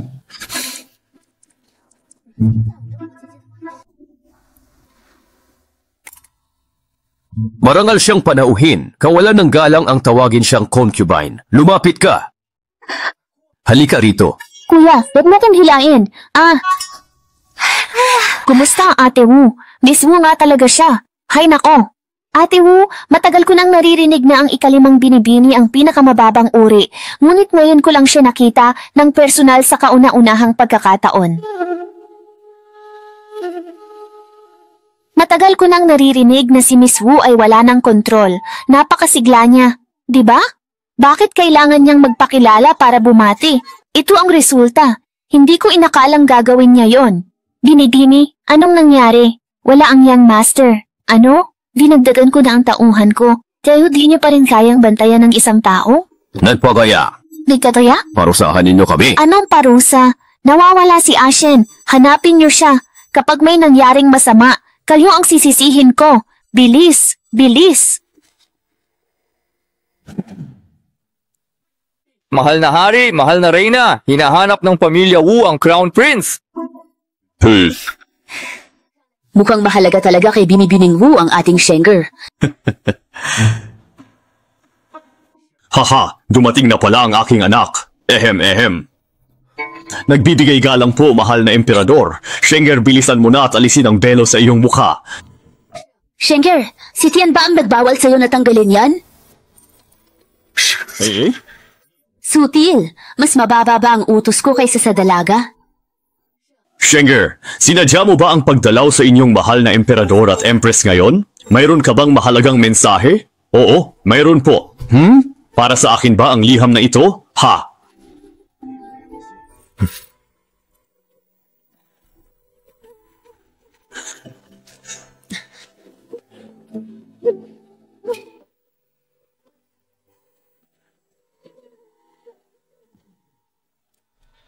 Ha, akala ko'y mismo lang ang iyong ama. Ngunit nagbalik ka pala para isumbong ang iyong pangatlong kapatid. Ang tatlong prinsipe at Jiang ay nag-ugnay. May ebidensya. Kung matalino ang ama, dapat niyang siya sa atin. Buong pusong nagsasanay si Shenger at ayaw maging crown prince, pero dahil kay Tiantian, ngayon ay nag-aalala na siya sa politika. Mahal na emperador, bihira tayo puntahan ni Shenger. Bakit mo siya inaaway? Kaya nga ako nagagalit dahil hindi niya tayo madalas hanapin. Hi! Emperor, Empress, lahat ng gusto kong sabihin ay nasa sulat na ito. Kayo na po ang magpasya kung ano ang dapat gawin. Mauuna na po ako. Haalis ka na agad? Mag-aalala siya pag di niya ako nakita. Hay! Hayaan mo na ang dalagitang yon. Bakit siya nag-aalala?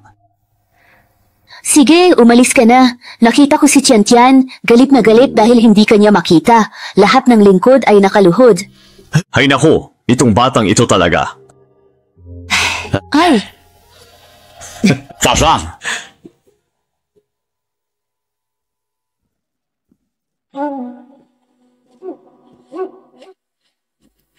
Binibini, naghanap na po kami, ngunit hindi pa rin namin makita ang young master. Baka ang kumuha sa kanya ay may impluensya, kaya kahit may nakakita, natatakot silang magsalita sa inyo. Siya sa atin. Isara ang paligid ng Qin Mansion. Walang aalis. Alamin ang mga bisita. Masusunod po, Binibini. Ang ikatlong prinsipe ay dumating na po at narito na siya.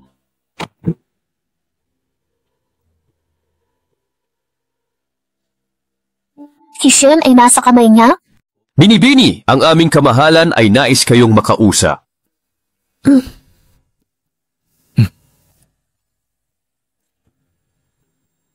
Wuming Tian, paano mo nagawang galawin ang aking ari-arian? Nawalan siya ng ari-arian dahil mahina siya. Bakit ako? Wuming Tian, bibigyan kita ng isa pang pagkakataon. Alang-alang sa ating nakaraan, isuko mo lang ang iyong kerida at magpakasal ka sa pamilya Jiang at kalilimutan ko na ito. Huwag na ninyong alalahanin ang mga personal kong bagay, ikatlong prinsipe. Ang gusto kong itanong sa inyo, kinuha ninyo ba ang tao ko? Ano? Kamahalan, nawawala ang kerida ng aking binibini. Ha, mabuting balita yan. Mas mabuting hanapin mo siya agad. Kung sakaling mapunta siya sa mga kamay ko, tiyak na mamamatay siya. Kung hindi si Third Prince ang kumuha sa kanya, ayos na. Pinayagan ka ba? Ano pa? Ikalimang kapatid, kung hindi ka nasisiyahan sa posisyon bilang asawa ni Jiang Yuan, maaari kitang gawing aking pangalawang asawa. Ano sa tingin mo? Talaga ba? Bakit? Ang ikatlong prinsipe, pumayag na bigyan ako ng posisyon ng pangalawang asawa? Oo, dahil hindi ka nasisiyahan sa pagiging asawa ng tagapagmana ng Jiang, maaari kitang gawing aking pangalawang asawa. Kung gayon, maayos. Tulungan niyo akong tumayo, kamahalan, at ibubulong ko sa inyo. Sige. Gusto mo ba ng traidor? Walang hiya. Wuming Tian, anong kabastusan? Hindi lumuhod at niloloko pa ako? Ano ang parusa mo? Ikatlong prinsipe, wala akong kasalanan, wala akong magawa. Kung hindi mo ako pakakawalan, ipapakulog ko sa gwardya at magsusumbong ako sa emperador. Huwag kalimutan ang nakaraang insidente. Paulit-ulit mong binabastos ang royal family. Ipapatay kita. Sige, basta't hindi ka mag-iisip na tawaging mapang-abuso sa kapangyarihan. Gawin mo na. Dahil sa paggalang ko sa iyong ama't kapatid, ipagkakaloob ko sa iyo ang iyong buhay. Ngunit, bagamat makakaiwas ka sa parusang kamatayan, hindi ka makakatakas sa mas magaan na kaparusahan. Ha! Mga kawal, hulihin ang kerida na iyon. Ay nako. Shen, ingat! Qin Zhisu, ikaw na naman. Hindi ba ikaw na naman ang may kagagawan nito? Ang karayom na pilak, hindi ito basta-basta.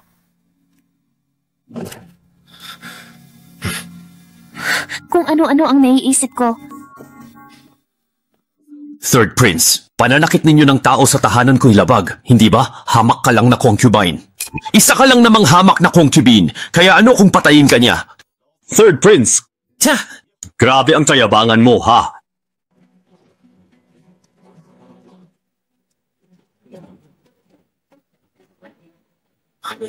Nagbibigay ka lang po. Magandang araw po. Ama't ina, minamaliit ni Wuming Tian ang royal family, siya't ang kerida niya ay lumabag. Gago, bilang isang prinsipe, nang-aabuso ka. Hindi ka ba nahihiya? Tumayo na kayong lahat. Laging pinoprotektahan ni Gujia si Shanghai, hindi lang siya ang may gusto. Kawalang galang.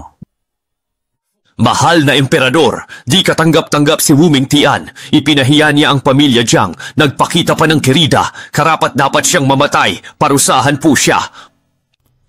Walang hiya! Ama! Jiner, isa kang prinsipe. Dapat tinutulungan mo akong mag-isip. Hindi yung araw-araw mong pinupuna ang anak ng aking kapatid. Opo, ama. Tian, halika rito. Ay, kamahalan. Kita kong palingalinga ka. Sino ang hinahanap mo? Ipagpaumanhin, mahal na Empress, nakita ko kayong dumating, kaya tiningnan ko kung nandito ang Crown Prince.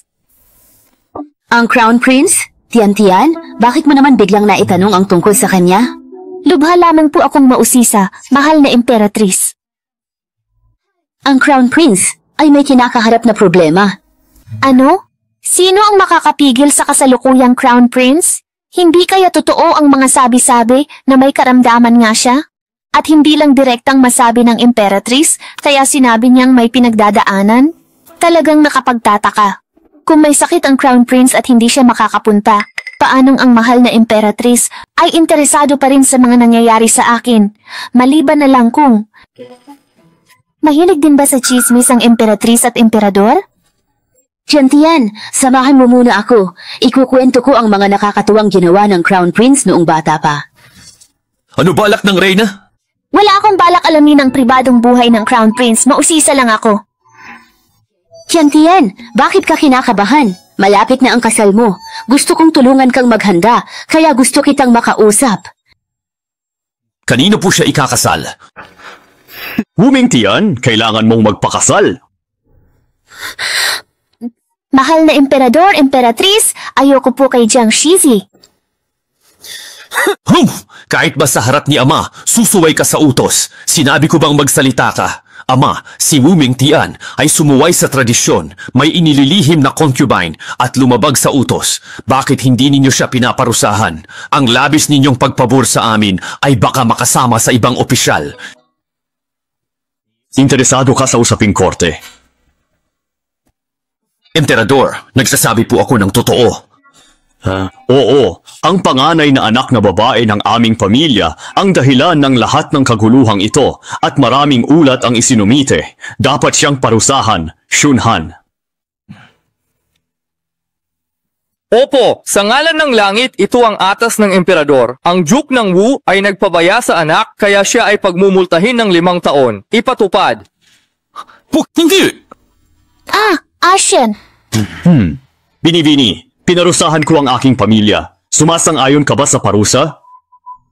Mahal na hari, buong puso ko pong tinatanggap. Mabuhay kayo.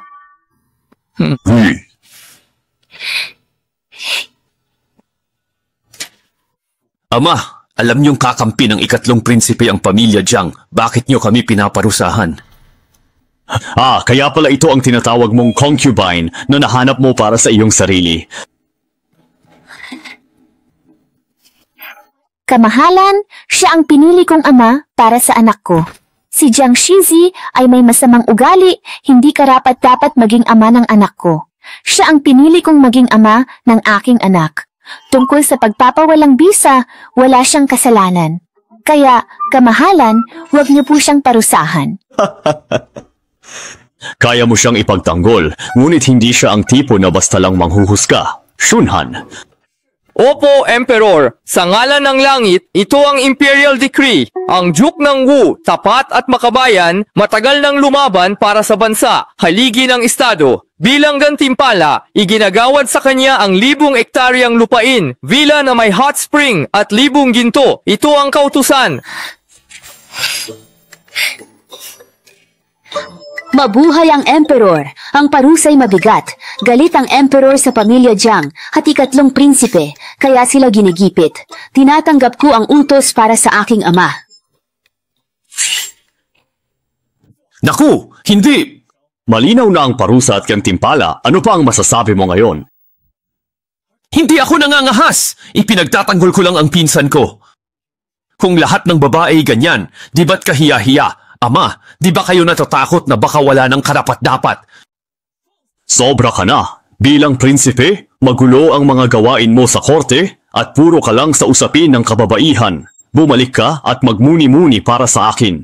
Hindi mo na kailangang pamahalaan ang Royal Guard. Ibigay mo na kay Zisu ang lahat ng kapangyarihan. Salamat kamahalan.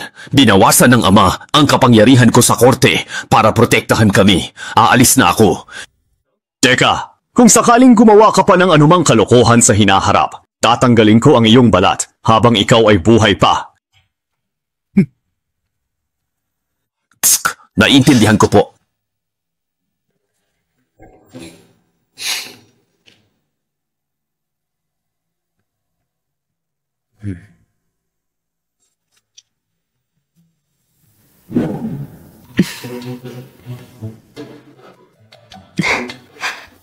Tiyan, huwag nang pag-usapan ng kasal mo. Ikwento mo na lang sa akin ang nakakatuwang bagay. Bagamat magkaiba ang panig ni na Empress Qin at Jiang, pareho sila sa palasyo. Paano nasira ng kasal ang dangal ng royal family? Gusto ba akong paalisin ng Emperatrice upang parusahan ang munting halimaw? Naku kamahalan, gusto niyo po bang ikwento ko sa inyo kung paano ko siya inakit para maging aking concubine?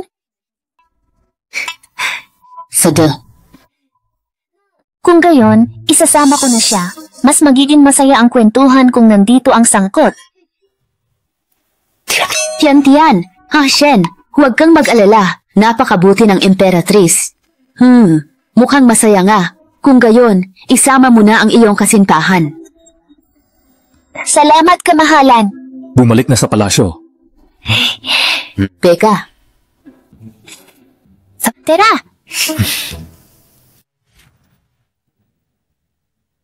Sasalungatin niya ang Crown Prince. Kamahalan, pinapalibutan na ni Jiang ang mansyon ng Qin. Hinihintay lang utos niyo. Sasalakayin natin sila. May magnanakaw raw na pumasok. Apo, masusunod po. Ama, ang trono ay para lamang sa akin.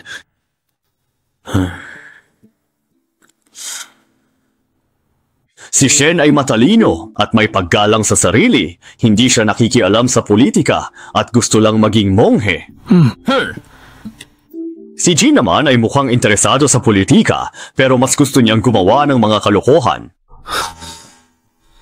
Kamahalan, ito ang sandata ng tauhan ng ikatlong prinsipe. Galing Liao?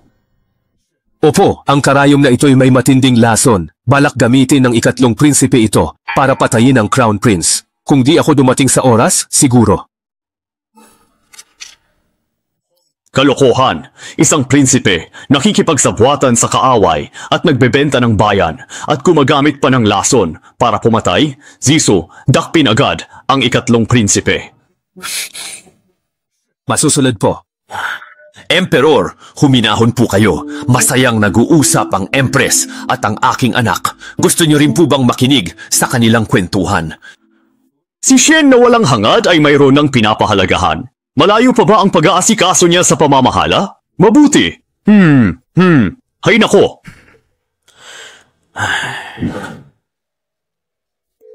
Tita, sabi nila kaming mga babae, dapat tiisin ng maraming asawa ng mga lalaki.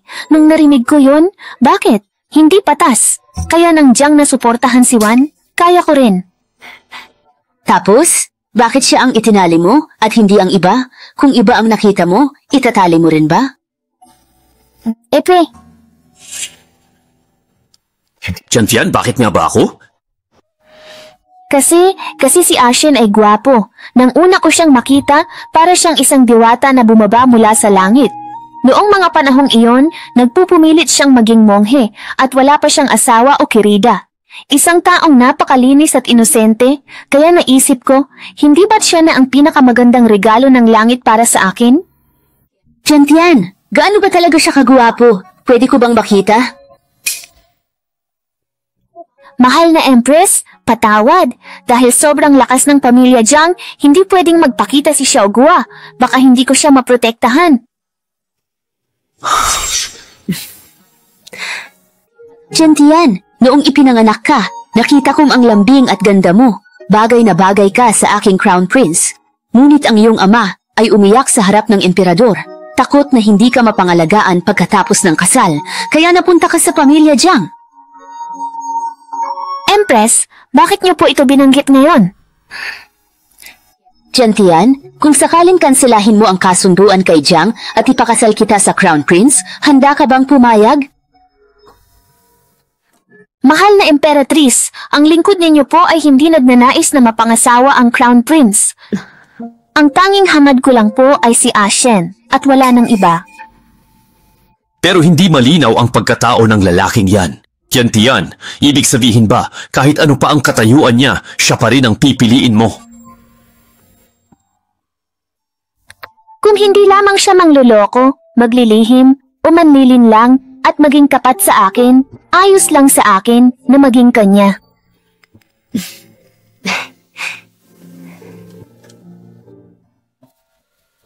Kung alam niyang Crown Prince ako, sa tingin niya'y niloko ko siya?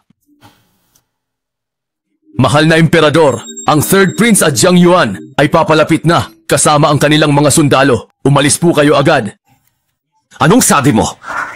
Napakasama ng ikatlong prinsipe. Tita Huang, dalhin niyo po si Tito Huang at umalis dito. May mga sundalo ako na tutulong sa inyo na makatakas. Ngayon, wala nang aalis! Hayop, ano ba talaga ang gusto mo? Anong gagawin ko? Gusto kong maging emperador. Shokang nababaliw ka? Pagpatay sa ama, pagkataksil. Kayo ang taksil. Batid ng lahat na malapit ang pamilya Qin sa Crown Prince. Kung papatayin ko kayo ngayon, maaaring ibintang ko ang lahat sa kanya. Sa panahong iyon, makatwiran kong ipanghiganti ang aking ama at mamana ang trono. Kayo ang mga mapaghimagsik na ministro. Ikaw na walang hiya, hindi ka karapat-dapat sa trono. Isang kerida pero napakatapang. Sino ka ba talaga? Di mo dapat malaman sino ako. Ha? Maginat ka?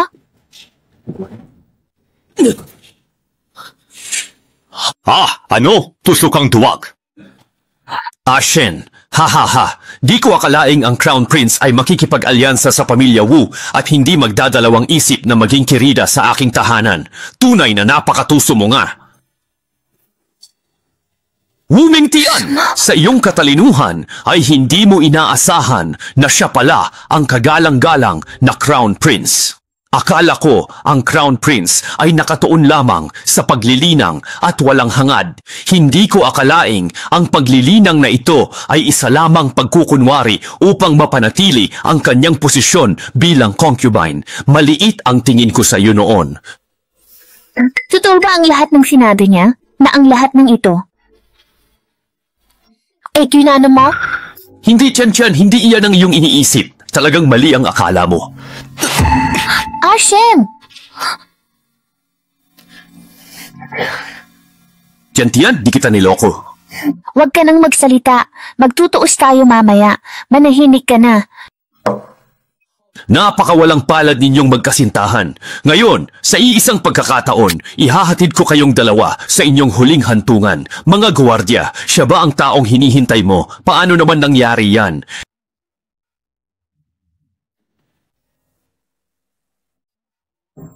Ikatlong prinsipe, tigilan mo na. Ang mga tauhan ni Jiang Yuan ay natalo na. Sa kakaunting tauhan mo ngayon na nagbabantay sa East Street, malaki ang posibilidad na ikaw ang mapahamak. Imposible! Ang mga taga-Liao ay kakampi ko. Susuportahan nila ako bilang emperador. Sa utos ko lang, sasakupin nila ang palasyo at iluluklok ako. Ang iyong inasahang sundalo ng Liao ay nilipol na ng hukbo ng Wu. Imposible yan. Hindi ako makapaniwala. Hindi ako naniniwala. Nalaman kong katuwang ka ng kalaban at ipinabatid ito sa Duke Wu at kanyang anak. Ikatlong kapatid, sa tingin mo ba'y wala kang kasalanan? Shokang, ang lahat ng iyong ginawa ay nasa ilalim ng ganap na kontrol ng Crown Prince. Ano? Ano ang sinasabi mo? Inakala kong wala kang interes sa trono. Ngunit lumalabas na napakalalim pala ng iyong mga balak. Wala akong interes sa trono. Kung masipag ka at mahal mo ang mga tao, ibibigay ko sa iyo ang lahat. Pero naging malupit ka. Kung ikaw ang mamumuno, magdurusa ang mga tao. Para sa kapakanan ng lahat, hindi ko hahayaang magtagumpay ka. Tapos na ang lahat! Wu Mingtian! Kasalanan mo ito! Ang isang lalaki ay maaaring magkaroon ng 3 asawa at 4 na kabit. Ano ang masama roon? Kung masunurin ka lamang na pinakasalan si Jiang, ano ang naging problema? Pinili mong maging kabit ng Crown Prince, kaya't lubos akong natalo. Ngayon, isasama ko kayo sa aking kamatayan. Wu Mingtian? I send...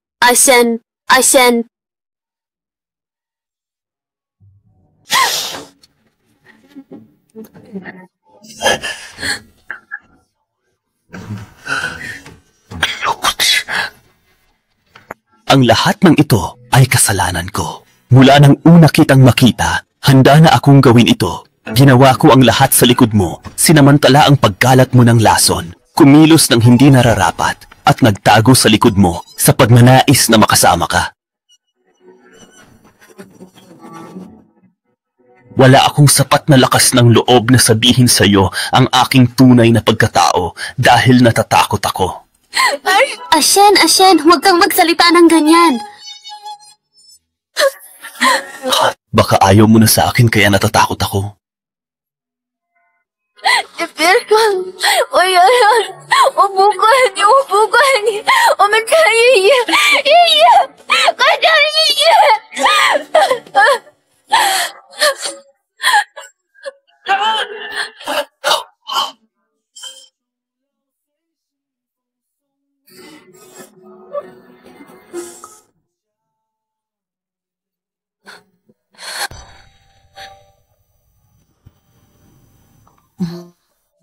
Kuya, ang gwapo mo!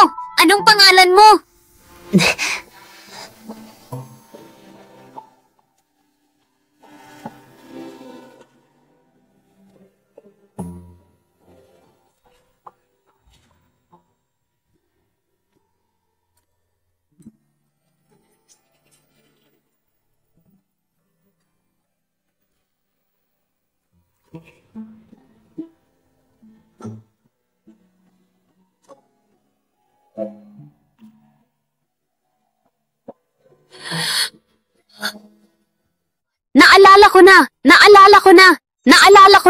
Naalala ko na! Ashen! Si Luo Yancy ay hindi natin kamag-anak. Hindi ikaw ang kamag-anak ng lolo ko. Ikaw ang taong inalagaan ko at minahal mula pa noong bata ako. Ashen! Ashen! Lolo!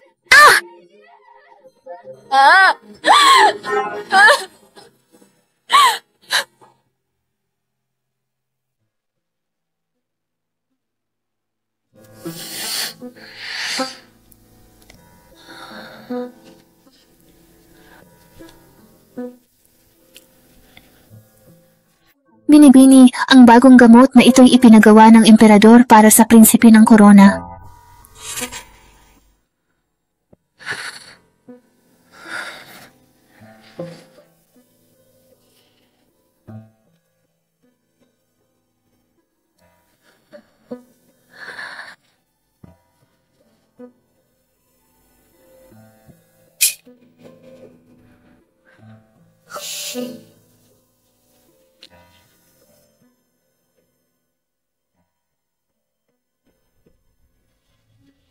Tatlong buwan na. Magigising pa ba ang prinsipe ng korona? Hanggat hindi siya nagrereklamo, aalagaan ko siya sa bawat sandali, sasamahan ko siya habang buhay. Pero Binibini, ang kasal mo?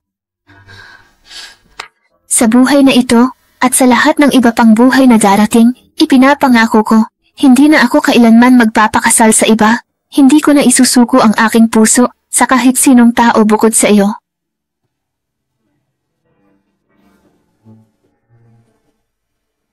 Ang ikatlong prinsipe ay sumuko na sa kanyang Panginoon at ang pamilya Jiang ay ganap ng nalugmok.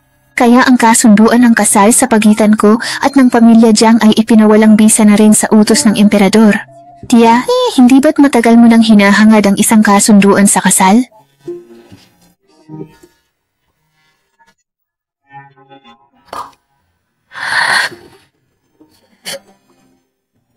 Hanggat ikaw ay magising, ibibigay ko sa iyo ang pangako ng habambuhay na pagsasama. Ayos lang ba sa iyo iyon?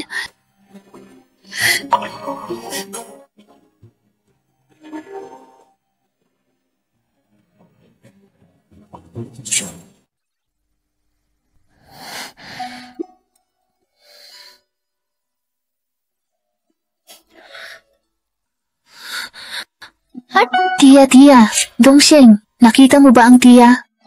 Hindi ba't nasa loob lamang ng silid ang prinsipe ng korona? Nawawala si Tia.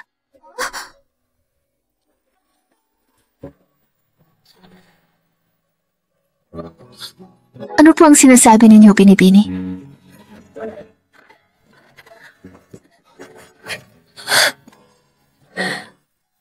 Sabi mo, ipinangako mo ang habambuhay na pagsasama. Valid pa ba? Valid pa ba ang pangako ng habambuhay na pagsasama? Anong nangyayari? Nasaan ako? Ano ang ginagawa ko? Hilingin ninyo sa palasyo na itigil na ang usapang ito. Tiyang-tiyang, sa buong buhay ko, ikaw lang ang mamahalin ko.